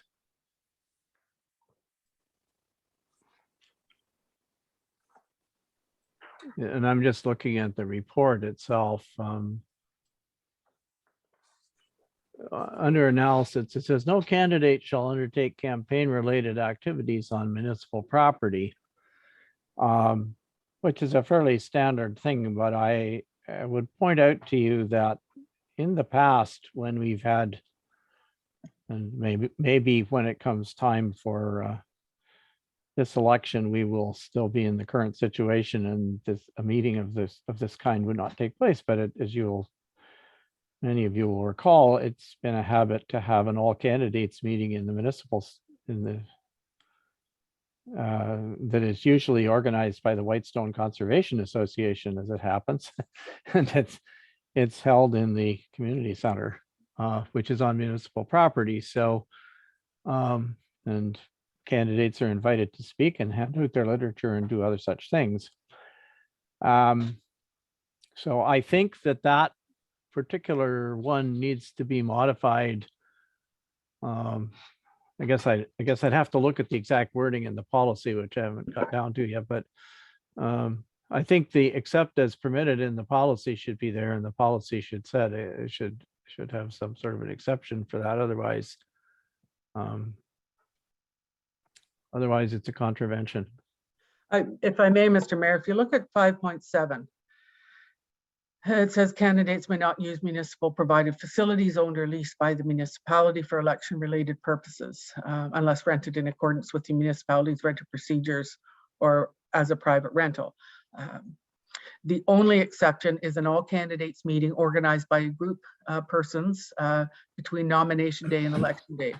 To qualify for an all candidates meeting, the meeting must be organized, not affiliated with any particular candidate, and must invite all candidates running in the municipal election to participate.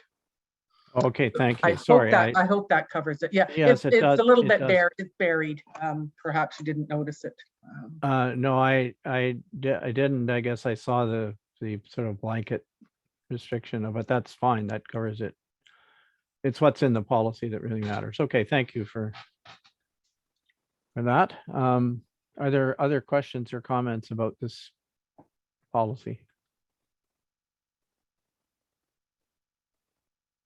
Does anyone have an objection to us adopting it?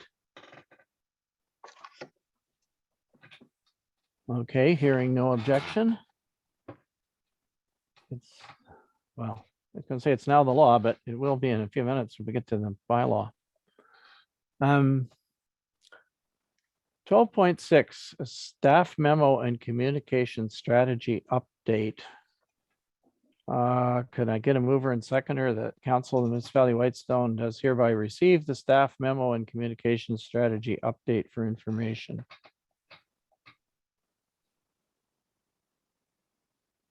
I'll make a motion. Councillor Gorham Matthews, thank you. Seconded by? I'll second, Councillor Woods. Thank you, Councillor Woods. Well, once again, I will turn things over to our CAO clerk. Thank you, Mr. Mayor.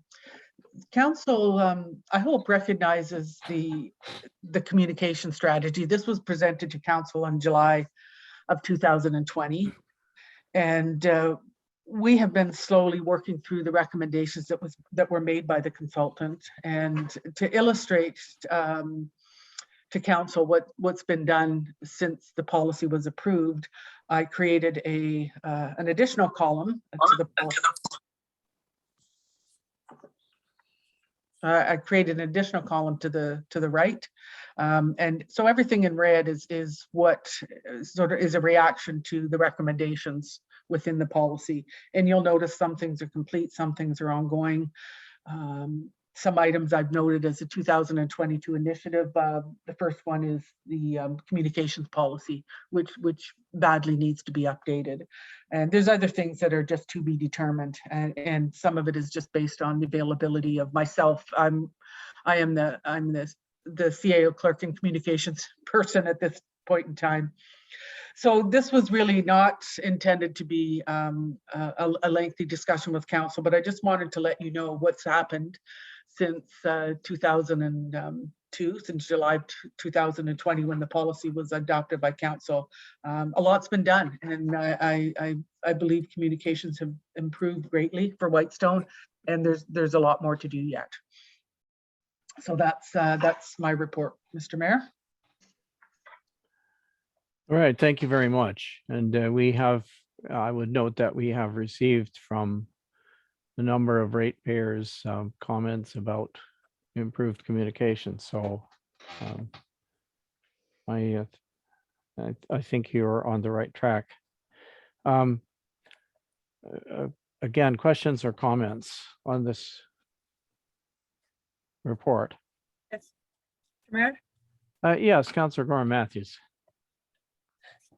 Yeah, I just wanted to reiterate what you just spoke about there briefly, that I too have received lots of good comments, especially about the e-newsletter and the council highlights. I know there are additional work to our CAO, but they've been really well received. My only suggestion would be if we could find a way to get more people to sign up for the e-newsletter, because I think it is such a valuable tool. And I feel like a lot of work goes into it, but not enough people are still seeing it. So I don't know if there's a way we can do to boost, boost getting more people to sign up to receive it, because I think it contains a lot of valuable information, and everyone that gets it has commented on that, but it's still low numbers of people receiving it every other week when it comes out. So I don't know if there's a way we could do a blast email out to all the cottage associations and road associations, asking them to forward it to their members to let them know that this tool is out there now so that they can receive the information. I just think it's being underutilized for the amount of work that goes into it and all the great information that people get out of it. So, I'd just like to see it being shared more, but I do think that our CEO has really brought up our communications and openness with ratepayers compared to where we were last year. So thank you for all that hard work. Okay, thank you. Other comments? Mr. Mayor? Councillor Lamb. Yeah, I echo everything that Councillor Gorham Matthews said. That's what I was going to say.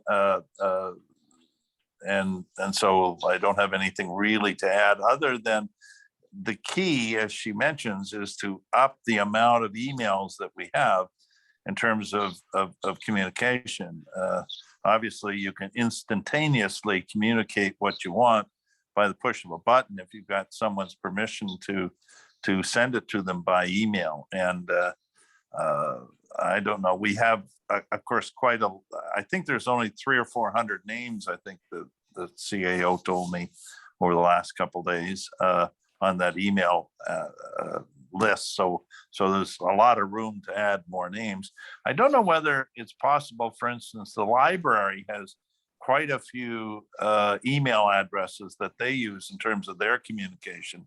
And I know you just can't go over and steal their email addresses, but I wonder if there's anything you could do by having perhaps the library send something out asking the people on their emails, if they haven't already, to consider joining the municipal's website, or some sort of coordination between the library and the municipality. But also, as it's sometimes very difficult. All these roads associations, or a lot of them, just don't have, I know over here, we don't have adequate email addresses for people, even though we ask them. So it's kind of hard, but once you get them, it's really, really a good thing. So I encourage that sort of, at least the discussion with the library. I don't know whether anything can be done or not, but perhaps yes. So thank you. Thank you, Councilor. If I may, Mayor, I would like to, Comrie, I'd like to say one last thing, and that is that although I'm the hub of the communication effort, there's many people that contribute to it. And one of those folks is Councillor Dora Matthews. She approached me a year ago and said she had some ideas for better communications, and she's been the center of the Flashback Fridays, the Whitestone Wildlife. We did some invasive species work, and she brought all that to the table, which meant it just had to flow through me to have someone post it on our Facebook. So the communications is a group effort. I just wanted to mention that.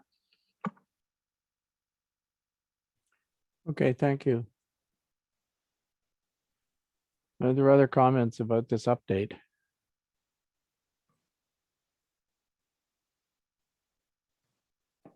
If not, is anyone opposed to adopting the motion to receive it?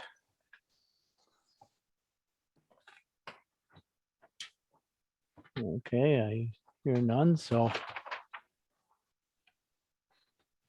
we will adopt it and move on to item 13, which is, we have a couple of bylaws that we do at the start of every year, as those of you who've been around in previous years will know. The first one is the bylaw to authorize borrowing. So could I get a mover and seconder, please, that bylaw 05-2022, being a bylaw to authorize borrowing from time to time to meet expenditures during the fiscal year ending December 31st, 2022, be read a first and second time this 18th day of January 2022, and further read a third time, passed and properly signed and sealed this 18th day of January 2022, and numbered bylaw 05-2022. I'll make the motion, Councillor Lamb. Thank you, Councillor Lamb. Seconder, is that Councillor McEwen? I'll second Councillor McEwen. Thank you, Councillor McEwen. Any discussion about this bylaw? If not, Madam Clerk, can you call the roll, please, for the vote? Thank you, Mr. Mayor. Excuse me. Councillor Gore Matthews. Yes. Councillor Lamb.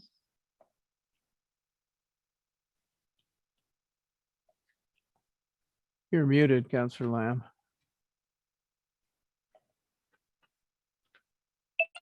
Sorry. Yes. Thank you, Councillor McEwen. Yes.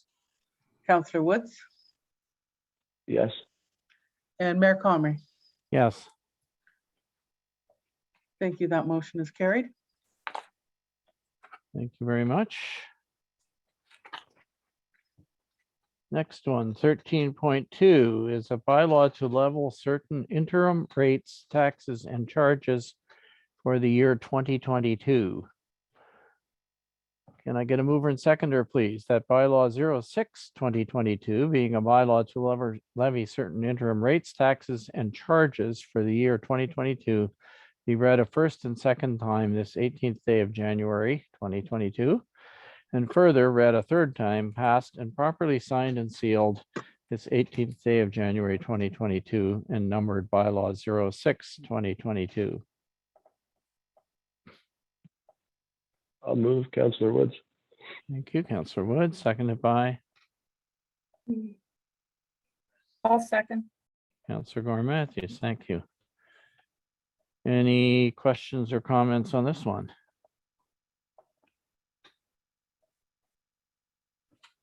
If not, once again, this is a fairly routine thing that we do every year. If not, I'll ask our clerk to call the roll again, please. Thank you, Mr. Mayor. Councillor Gore Matthews, Yes. Councillor Lamb, Yes. Councillor McEwen, Yes. Councillor Woods, Yes. and Mayor Comrie. Yes. Thank you. That motion is carried. All right. 13.3.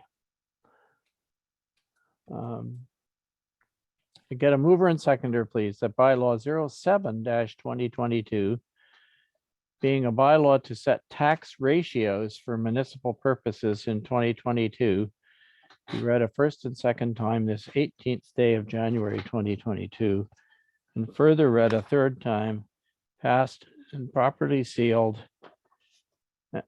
signed and sealed this 18th day of January 2022, and numbered bylaw 07/2022.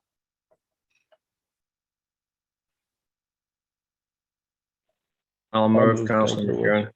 Okay, I heard Councillor McEwen move, and the seconder was Councillor Woods. Yes. All right, thank you. Again, any questions or comments on this one? If none, Madam Clerk, please call the roll for the vote. Councillor Gore Matthews, Yes. Councillor Lamb, Yes. Councillor McEwen, Yes. Councillor Woods, Yes. and Mayor Comrie. Yes. Thank you. That motion is carried. 13.4. This is the bylaw to establish the Joint Compliance Audit Committee and the terms of reference. This is for the upcoming election. We talked about that a minute ago. And also to repeal bylaw 35/2018, which was the one that we had during the last election year.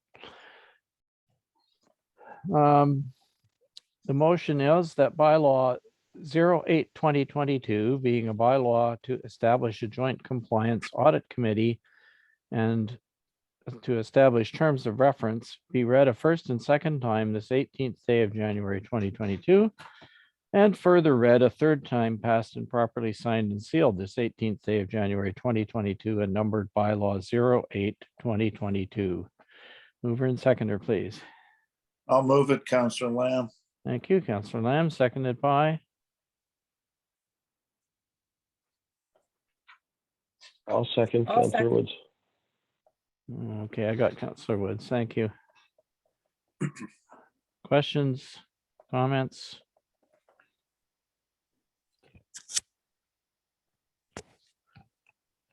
If none, Madam Clerk, the roll, please. Thank you. Councillor Gore Matthews, Yes. Councillor Lamb, Yes. Councillor McEwen, Yes. Councillor Woods, Yes. and Mayor Comrie. Yes. Thank you again. That motion is carried. All right. That brings us to 13.5, our fees and services bylaw, which we have had before council recently. If you recall, the last time around, we deferred it because the particular appendix that deals with the building charges was a bit confusing, and it has since been revised. So the motion reads as follows: that bylaw 09-2022 being a bylaw to update the fees and services bylaw, and incidentally to repeal it also repeals some previous fees and services bylaws, be read a first and second time this 18th day of January 2022, and further read a third time, passed and properly signed and sealed this 18th day of January 2022, and numbered bylaw 09-2022. Mover and seconder, please. I'll move, I'll Councilor. move, Councilor. Okay, I had I'll Councillor second. McEwen moved and Councillor Wood seconded. Is that correct? Yep. That's fine, Mr. Mayor. Thank you. Thank you. So is there any discussion on this one? Mr. Mayor, if I could. Please go ahead, Councillor Woods. Getting back to what you were saying earlier of why we put this off the last time, the sample calculation there, I just wanted to point out. So I was right when I tried to explain it to all of us. I just don't think that anybody caught where I was going with it, but it's good that we have the sample calculation there now. I think it'd be a lot easier for everyone to understand what I was trying to explain at that previous meeting. Okay, well, thank you. I know for my part, I thought in the previous discussion, I thought that I understood how it worked from a previous explanation, but when I read what it said, I thought that someone who, just was reading it might find it confusing, and so. But I take it, Councillor Woods, you're happy with the way it. This is Schedule D we're talking about. You're happy with the way it reads now? Oh yeah, no, I was okay with it before. Just right now with that sample calculation, I think it'd be a lot easier for the average person to figure out on their own. So I think that's a great addition there. Yeah. All right. Okay. Anybody else have any comments on this bylaw? Are we ready then to approve it? Sounds like we are. So, Madam CAO, please, the roll. Thank you, Mr. Mayor. Councillor Gorham Matthews, Yes. Councillor Lamb, Yeah, yes. Councillor McEwen, Yes. Councillor Woods, Yes. and Mayor Comrie. Yes. Thank you. That motion is carried.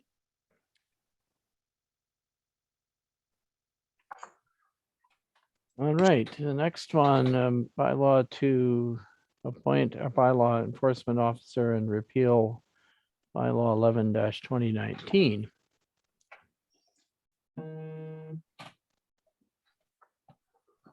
Can I get a mover and seconder, please, that bylaw 10-2022 being a bylaw to appoint a bylaw enforcement officer be read a first and second time this 18th day of January 2022, and further read a third time, passed and properly signed and sealed this 18th day of January 2022, and numbered bylaw 10-22. Who will I'll move move, that? Councillor Woods. Thank you, Councillor Woods. I'll Seconded by? second it. I'll second it, Councillor Lamb. All right. Councillor Lamb, discussion on this one. Once again, this has been before us before.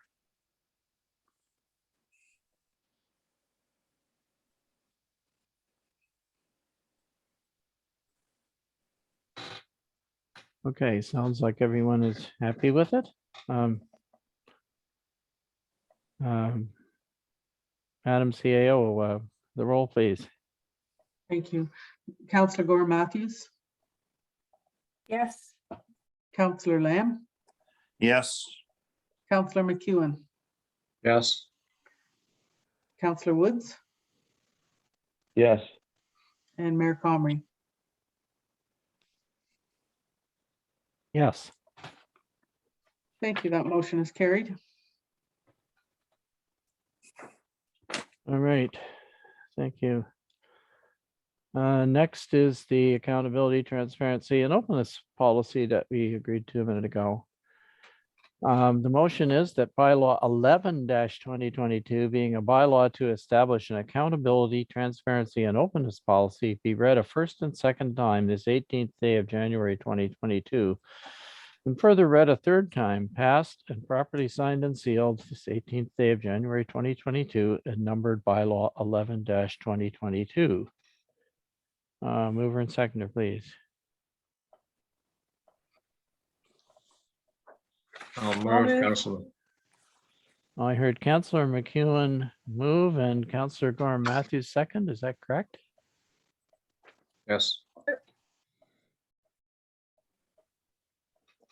Any further discussion on this one? If not, I will once again, as we do for all bylaws, I will ask the CIO to call the roll, please. Thank you, Mr. Mayor. Councillor Gore Matthews, Yes. Councillor Lamb, Yes. Councillor McEwen, Yes. Councillor Woods, Yes. and Mayor Comrie. Yes. Thank you. That motion is carried.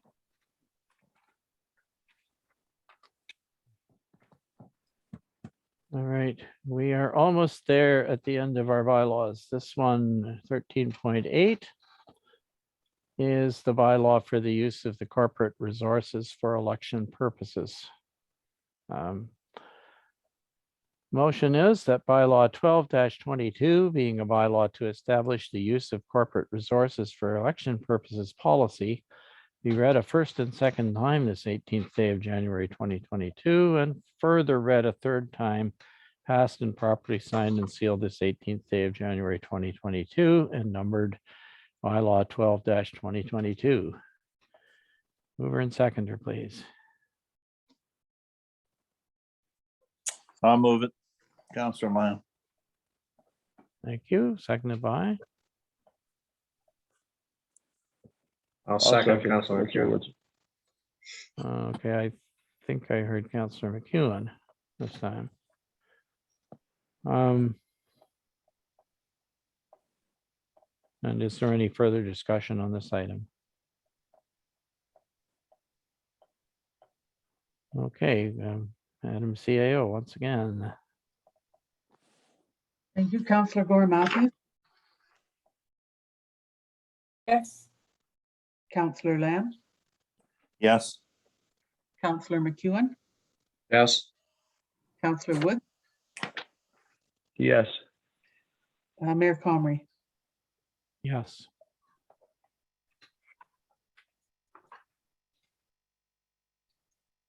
So that one is carried too, correct? Oh, yes, yes, carried. Did you hear me say, did you not hear me say yes? Was I? Yes. Okay, all right. It was, I was listening to the train outside my window, hoping it wasn't going to blow the whistle. So sorry, I got distracted. All right. Okay, so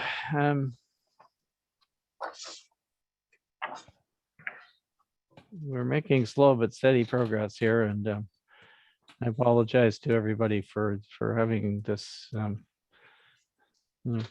to keep going over these things, but anyway, it's our normal practice to call the roll when we do when we pass bylaws. Number 14.1 is about ICECAP membership, and if you recall, this was discussed at a previous meeting and was suggested that we needed to get resolutions for this one, which there were some suggested resolutions prepared by the IceCap folks at the Biosphere. So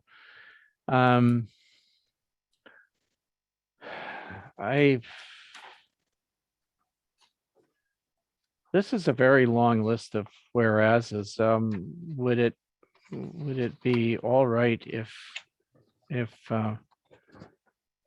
well, I gotta read what the resolution is. Would it be all right if I skipped over the whereases?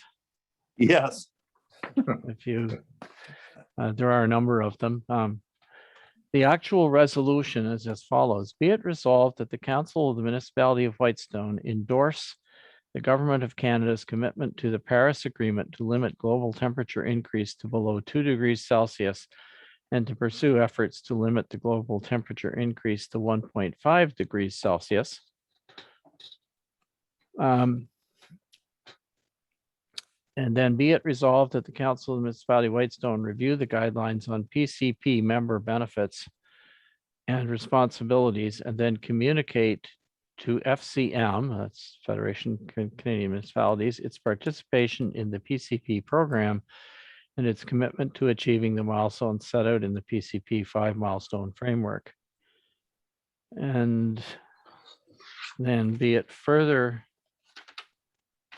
resolved that the Council of the Municipality of Whitestone appoint the following: A. Michelle Hendry, corporate staff person.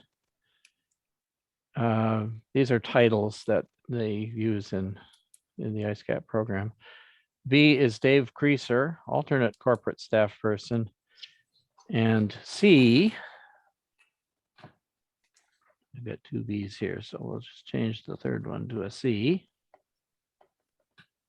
Councillor Beth Gorham Matthews, elected official, to oversee implementation of the PCP milestones and be the points of contact for the PCP program within the municipality of Whitestone. So that is the motion that we're looking for, at least the substance of it. PCP, Partners for Climate Protection Program. So is there a mover and seconder for this resolution? I'll move, Councillor McEwen. Thank you, Councillor McEwen, seconded by, I'll second Councillor Lamb. thank you, Councillor Lamb. Okay, is there discussion on this particular one?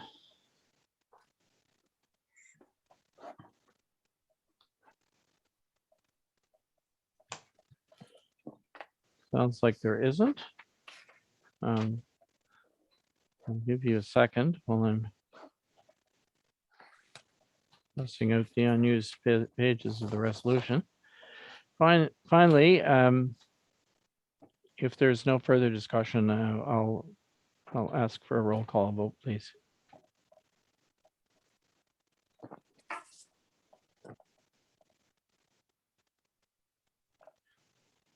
Madam CAO. Yes, thank you. I'm here. Councillor Gorham Matthews, Yes. Councillor Lamb, Yes. Councillor McEwen, Yes. Councillor Woods, Yes. and Mayor Comrie. Yes. Thank you. That motion is carried.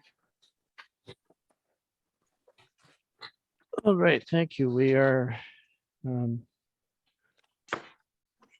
now on to item 14.2, which is the nursing station update.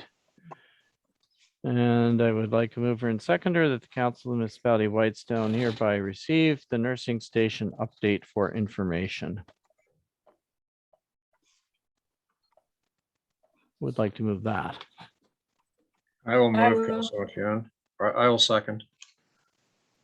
Okay, so Councillor Gorham Matthews was first, then Councillor McEwen was second. Is that what I heard? Okay. Is there any discussion about this one?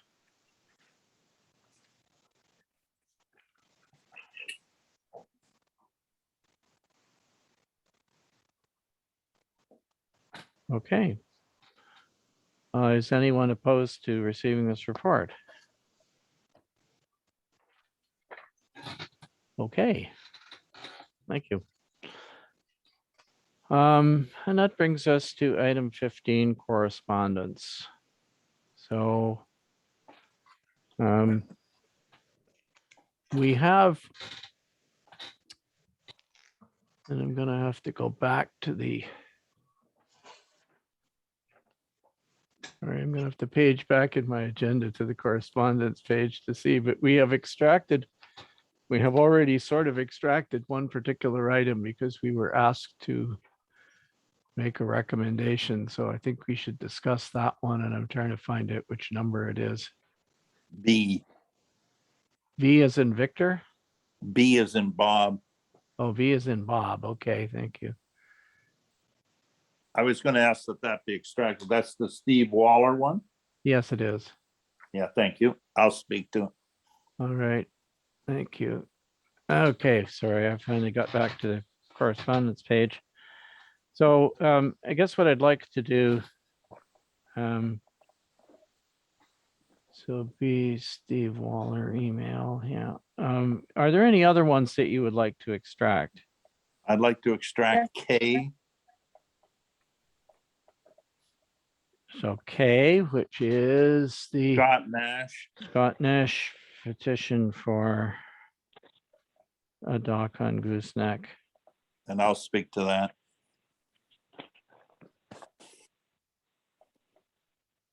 Could we also have I and J? I and J, which is the Lorimer Lake ones, right? Yes, please. Lorimer Lake. Any others? All right. Can I get a mover and seconder, please, down, then that the whereas the council of municipality has reviewed the correspondence items listed on page 5 of the January 18th, 2022 council agenda. Now therefore be it resolved that council received the correspondence items for information with the following extracted for further discussion or action, and they are B, I, J, and K in alphabetical order. So mover and seconder, please. I'll move, Councillor Woods. Thank you, Councillor Woods. Seconded by, I'll second. Councillor Gorham Matthews. All right, that opens us up for discussion, and I guess the first one is item B, the request to endorse the Victoria Cross for this particular individual. Does somebody wish to speak to this? Yeah, I will, Councillor Lamb. Go ahead. Yeah, I was contacted a couple months ago by Steve Waller in the village about this, and I was remiss. It was on the correspondence last month, and I was remiss for not pulling it and speaking to it. So it's sort of back on the correspondence tonight. But Steve has asked for us to support Private Jess La Rochelle, I guess is how you pronounce it, that his award for valor be upgraded to the Canadian Victoria Cross. There are a lot of other municipalities who have made a motion to support this initiative. I don't know much about the case, to be honest, but I did ask our CAO to check with the Legion through Bill Church, and I understand through her today and speaking to her that the Legion is fully supportive of us passing this motion tonight.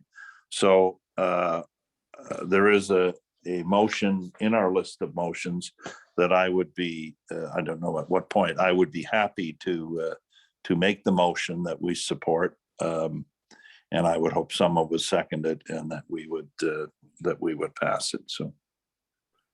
Okay, yes, we have the motion as soon as we finish with the discussion. Are there any other comments about it? I too did hear from that the Legion was supportive of it.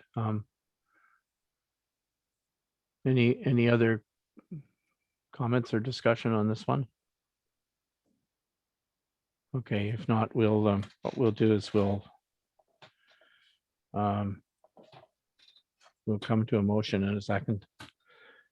The next two are the ones related to the work going on Lorimer Lake that is of concern to folks. And I don't know, well, Councillor Gorham Matthews, you raised this particular issue where you asked for it to be pulled. So I'll let you speak first, and I believe our CAO clerk can probably add some information about it. I have seen correspondence. In fact, I received some correspondence on it just this afternoon from somebody in MECP that's the Ontario Ministry of Environment, Conservation and Parks. That of course didn't make the agenda, but there's ongoing activity as we speak on this one. So Beth, did you want to speak to it? Yeah, so I was just kind of what you're pointing out there is I was wondering if there was an update on the status of what was occurring there.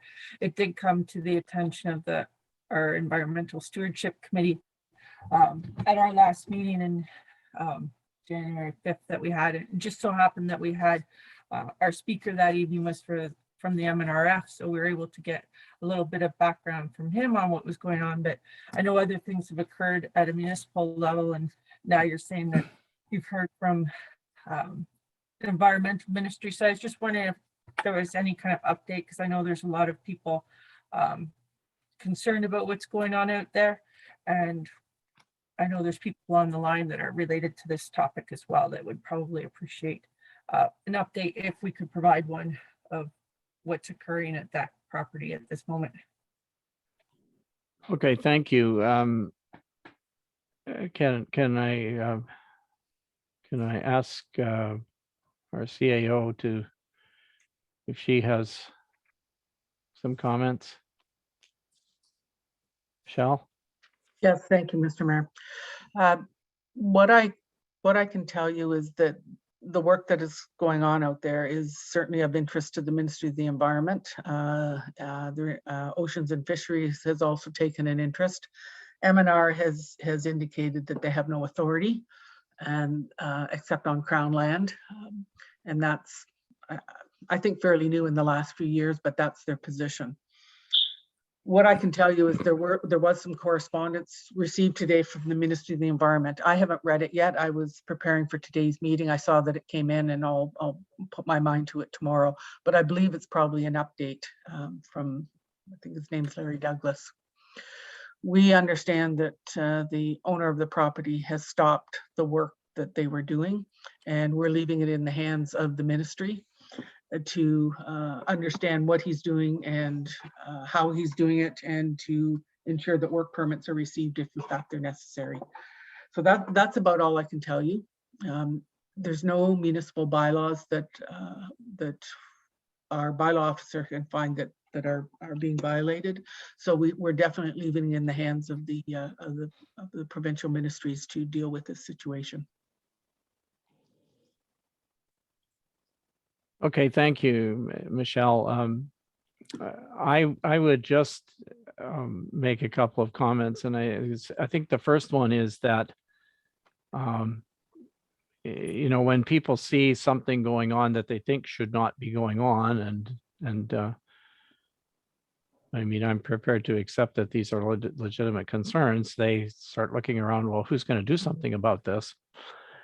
And the problem is that we have the municipality itself typically does not get involved unless someone has made an application to, a Planning Act related application to do some development or lot creation or has applied for a building permit or has done something like that where it falls into our wheelhouse. And as Michelle has indicated, we don't have bylaws about what you can do on wetlands or what you can do near the shore, because historically those permissions and surveillance and enforcement have come from the ministries of natural resources, and sometimes the Ministry of Environment, and sometimes the Federal Department of Fisheries and Oceans.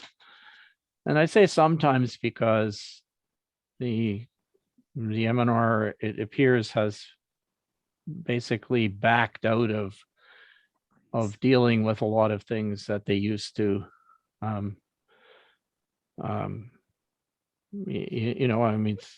Theoretically, you can still get permits for shore works and things of that sort that are and are supposed to. And they, every so often, they try to levy a large fine against somebody who does something without permission, but they seem to be washing their hands of this particular one. Some of their responsibilities that they used to have in the good old days have been transferred to Ministry of Environment, Conservation and Parks. And unless the activity is going on in a park or a conservation reserve, they don't enforce typically. So we've got a little bit of an issue of who's really responsible. I believe that the owner of the property in question now understands that this is a matter of concern, but I don't know. There are discussions ongoing. This particular letter came from a person that Michelle and I referred to, came from somebody at MECP who most of what he's doing in the letter is saying, the same kind of thing that others are saying. Well, we have a limited responsibility for this. Ultimately, probably the people with the biggest teeth are Department of Fisheries and Oceans, but I don't know. It's I believe what is required here is for the various parties to get together, and I think perhaps we can play a role in trying to, get the various, and when I say parties, the various parties who do have some authority or jurisdiction, and the municipality maybe as a facilitator, and try to get them to agree on what needs to be done and what can't be done and that sort of thing, and get but again, the municipality, we've made clear to everybody that we did not authorize any work to be done because there has been no application made to us to do anything. They haven't asked us to do anything, so they haven't submitted any plans or plans of subdivision or building plans or anything else. So it's kind of the old story of people doing things on private property. The only other thing I would say is that, and I'm very conscious of the time here, but the only other thing I'd say is that we do have a meeting coming up. The Rural Ontario Municipalities Association is on next week, and we have a couple of delegations arranged for next Monday. One of them is with the Minister of Environment, Conservation and Parks, and it's not about this. It's about the issues that I've talked to you about before related to Bolger Landing and the Mawashkish-Naskoot Conservation Reserve. So that's really what we're talking to him about. But we can certainly bring this subject up because I think there is a hole in the government's environmental protection that needs to be filled. And we also have a delegation with the Minister of it is now Northern Development Mines, Natural Resources and Forestry, MND. Anyway, it's hard to keep up with all this. But anyway, again, there are some, that isn't exactly the subject of our discussion there, but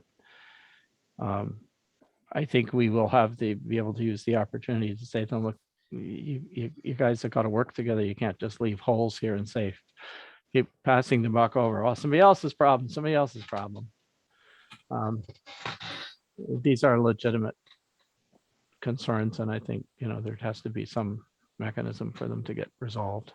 So anyway, I don't know how much comfort that will be to the folks from Lorimer Lake, but we're certainly aware of the situation, and I'm certainly trying to use my best efforts to make sure that the parties are aware of the parties who should be dealing with it are aware of it. And we'll see where this, where this goes. We'll stay on top of it and monitor it. So, Mr. Mayor, Yes. yeah, I'm going to throw something out that I just thought of, and it may be a flyer, but and I was down there to kind of look at all the work 3 or 4 weeks ago, and obviously there are a lot of people that are concerned about this, but there was, as far as I know, there's something in there about the ability for the property owner to build some cabins or whatever from and obviously the building code and all that kind of stuff. I don't know where that stands. We haven't seen anything, but I'm told that he's getting ready to kind of put some cabins up, but I don't know whether that's true or not. But what did happen here was there was a massive amount of soil that was moved from, as far as I know, from the property on 124 over to the Lorimer Lake Lodge. And that property on 124, as far as I know, is zoned a pit. So my question is, and maybe this isn't the municipality, who's in charge? Like, is the movement of all that soil from the pit over there legal? That's my first question. And if it isn't, then who's in charge of that? Is that a municipal thing under pits and quarries and stuff? Or is that, again, the federal fisheries and the MOE and the M&R, all of which want to backpedal on all this? So can someone? I can answer that. It's the M&R. M&R does pits and quarries, and I don't know the status of their license to extract. If it's expired or they don't have one, that's a problem. They're not easy to get if you let them expire or you. Good. Then why? Oh, sorry. Go ahead. But again, it's the old enforcement. There is not a whole heck of a lot of enforcement going on in that ministry. I'm not making an excuse. I'm saying this is what I think is part of the problem. But why don't we, as a municipality, then follow up on what I just said? To at least we should be able to find out whether their quarry is legal or not, and if the movement of all that was a big no-no or not. And surely to goodness we have enough tools in our toolbox to look that way. And so I just wondering whether our communication, be it bylaw or the CAO or anyone else, has anyone brought that up, and is anyone looking into that? That's my question, because that may be another venue to try and do something about this. Is anyone doing anything about that or no? I'd have to I'd have to refer that question to our CAO clerk. Do we know for a fact that there was aggregate taken out of the property on 124? There were a lot of Or is trucks. that an allegation that somebody made? Do we know? Mr. Mayor, Councillor Woods, if I could answer that. Sure. I had a lot of calls from people down at in and around the Lorimer Lake Resort over the past 3-4 months, and you and I had a little bit of a discussion about it not too long ago. And Councillor Lamb and I had a discussion with David Creaser about it when we were doing the final walkthrough of the library there. And I actually had somebody that sent me some pictures and some video, and I had offered to share those with David Creaser of the trucks coming out of the pit, and then the person that had followed and watched them dumping it on the Lorimer Lake property. Okay, well, that's perhaps I'll ask our CAO clerk if she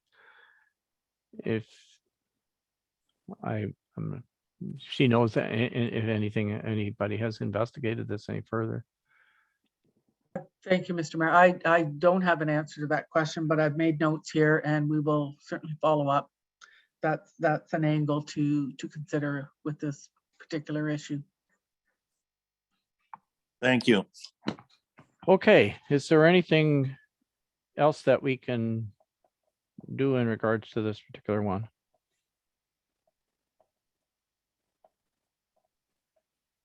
If not, I guess that brings us to the item K, which was the petition from Scott Nash.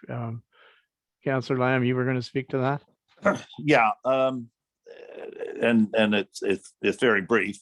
This petition of 150 names or so was put into correspondence, but what Scott, and it's not just Scott Nash, by the way. There's Larry Watkinson, and I think, or anyway, there's 2 others who have drafted this letter up. Danny Holmes and Larry Watkinson and Scott. So I guess Scott's on the call all the time, so he got identified as the person. But anyway, they had called me, and I thought that this is best done through a delegation. So I guess ignore the letter for now.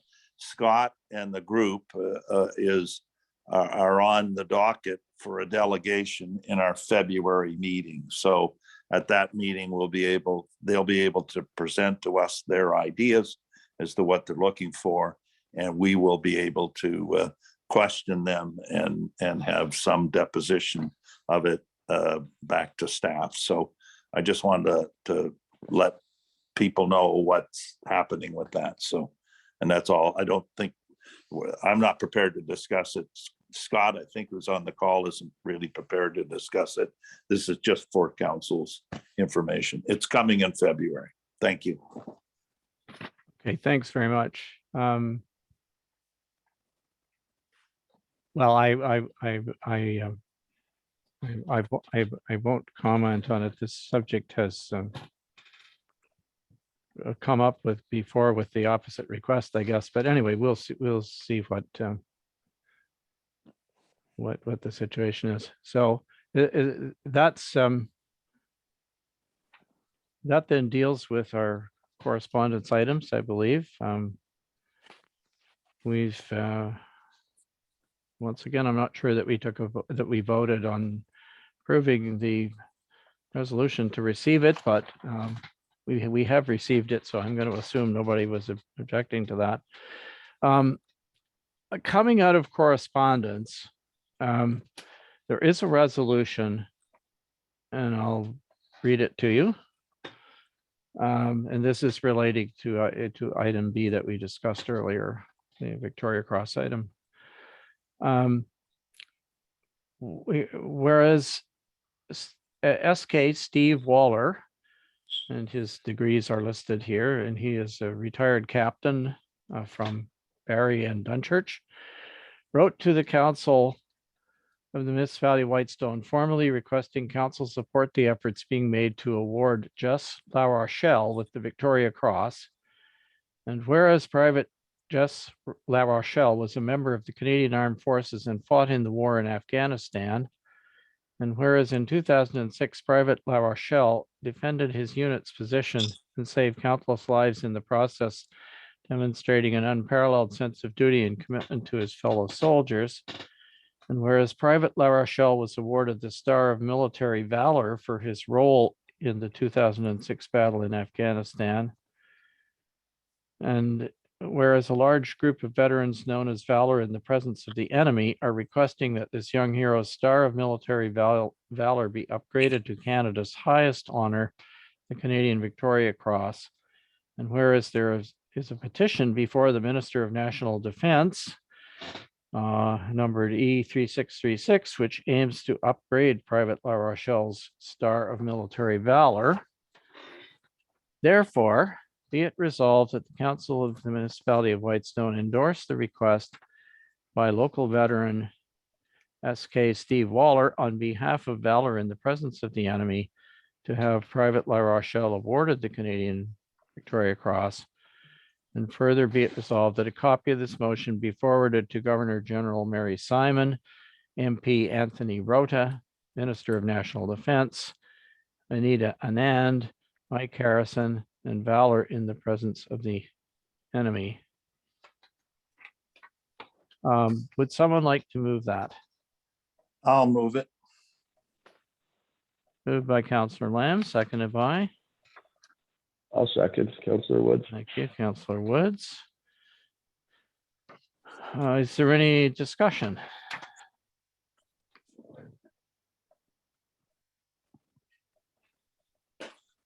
All right, hearing none, is anyone opposed to this motion?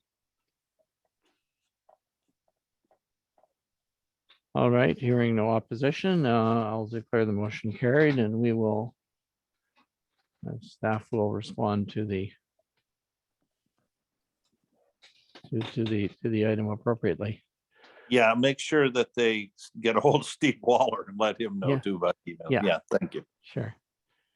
Yeah, he's on the list of people to be notified. Anyway, Okay, thank you. Councillor items, are there items that councillors would like to draw to our attention?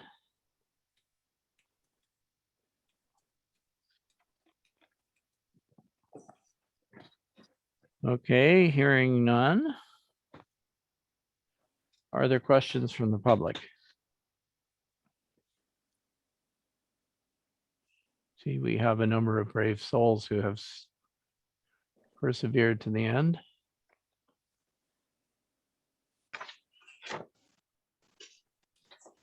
Well, if not, I will, I thank you for your patience and perseverance. And thank you for joining us this evening. All right. Mr. Mayor, sorry to interrupt, but Councillor Gorman Gary- Matthews, yes. yes, Gary Monahan has raised his hand. I'm sorry. Yeah, I see that he has. I'm sorry I missed you, Gary. My bad. Go ahead, please. Yeah, and thank you very much for extracting the correspondence on Warmer Lake. I think it's important to note a few things that wasn't discussed. Is that the wetlands that one of that we're concerned with at the moment, it's in a environmentally protected zone, and it's a municipal environmentally protected zone. And we first went to the MNR, and they eventually said it wasn't their jurisdiction, it was a municipal matter. And that's where, we've been talking to Michelle and Paula and to Paul, and they've been terrific and great for us. But I think all the councillors and yourself should know that it is a municipal EP zone. They drained it without permit. I'm going to forward to tomorrow a letter from a Whitestone resident who lives there that lists all the endangered that are in the wetlands, species of risk. And his letter itself is very compelling. I'm also going to share with you a letter from Dr. Janice Gilbert. She's a highly respected wetlands ecologist who's very disappointed in what's going on here. And they drained the wetlands entirely. And I'll also send you a picture of what they looked like before. And they were significant wetland places, and what they look like now. And they've drained it all. They drained it into Lorimer Lake with no, the soils they unloaded.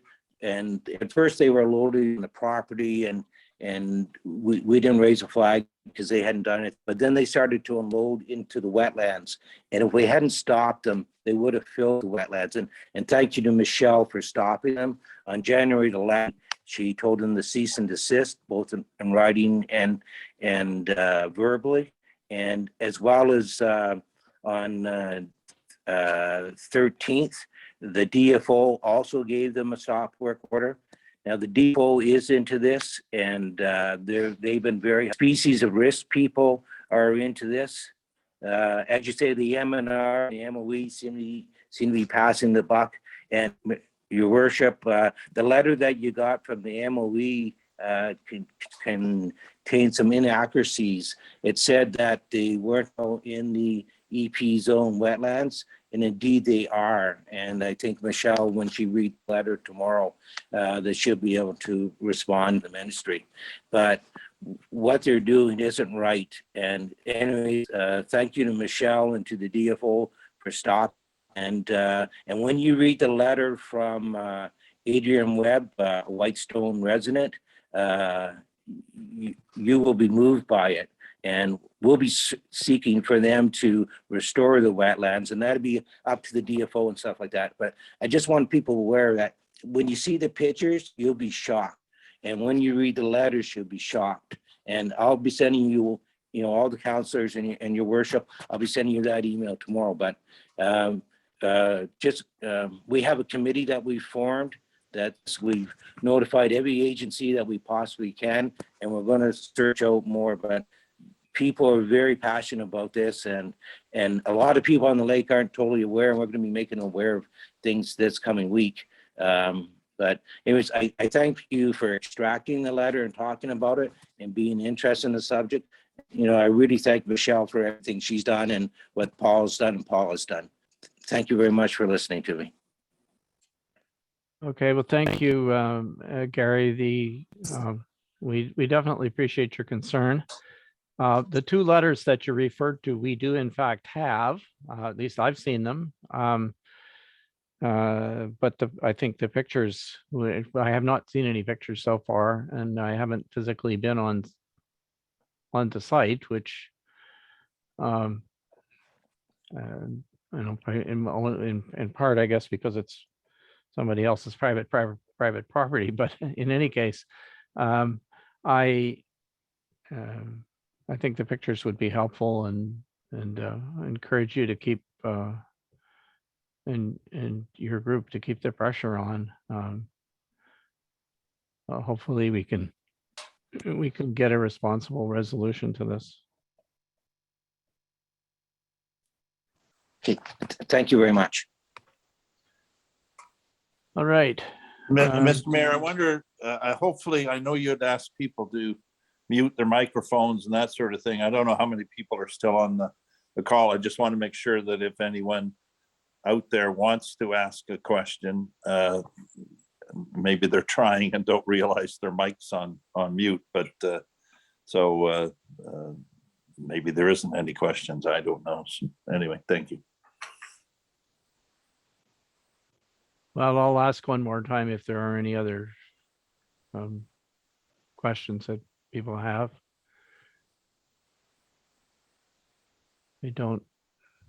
I guess not. I don't see any responding. Usually what happens is they unmute their mic, and that causes them to pop to the top of the participant list. So, okay, good. But in any case, that brings us to, we are at 9:21. That brings us to our confirming bylaw, our confirmatory bylaw. Can I get a mover and seconder, please? I'll move it, Councillor Lamb. Seconded by I'll second Councilor McEwen. Thank you, Councillor McEwen. Can I assume everybody's okay with that? We have been pretty painstaking about our bylaws. So I think we have proper motions for all of them, but in any case, it's a safety measure, I guess. So whereas the business of this meeting has concluded, now therefore be it resolved that this meeting be adjourned at 9:22 p.m. until the next scheduled regular council meeting of Tuesday, February 15th, 2022 at 6:30 p.m. or at the call of the chair. Is there a mover and seconder for that I'll motion? move, Councillor Woods. Thank you, Councillor Woods. And I hope that you seem to be losing your voice. I hope that you're feeling better soon. And seconded by, I'll second Councilor McEwen. okay, I got Councillor McEwen first. So with that, ladies and gentlemen, we stand adjourned. Thank you very much for your patience and perseverance with this long agenda and many recorded votes and so on. We got a lot of work done. So thank you. Have a good night. Night, Good night, folks. everyone. Night, Night, everyone. everyone.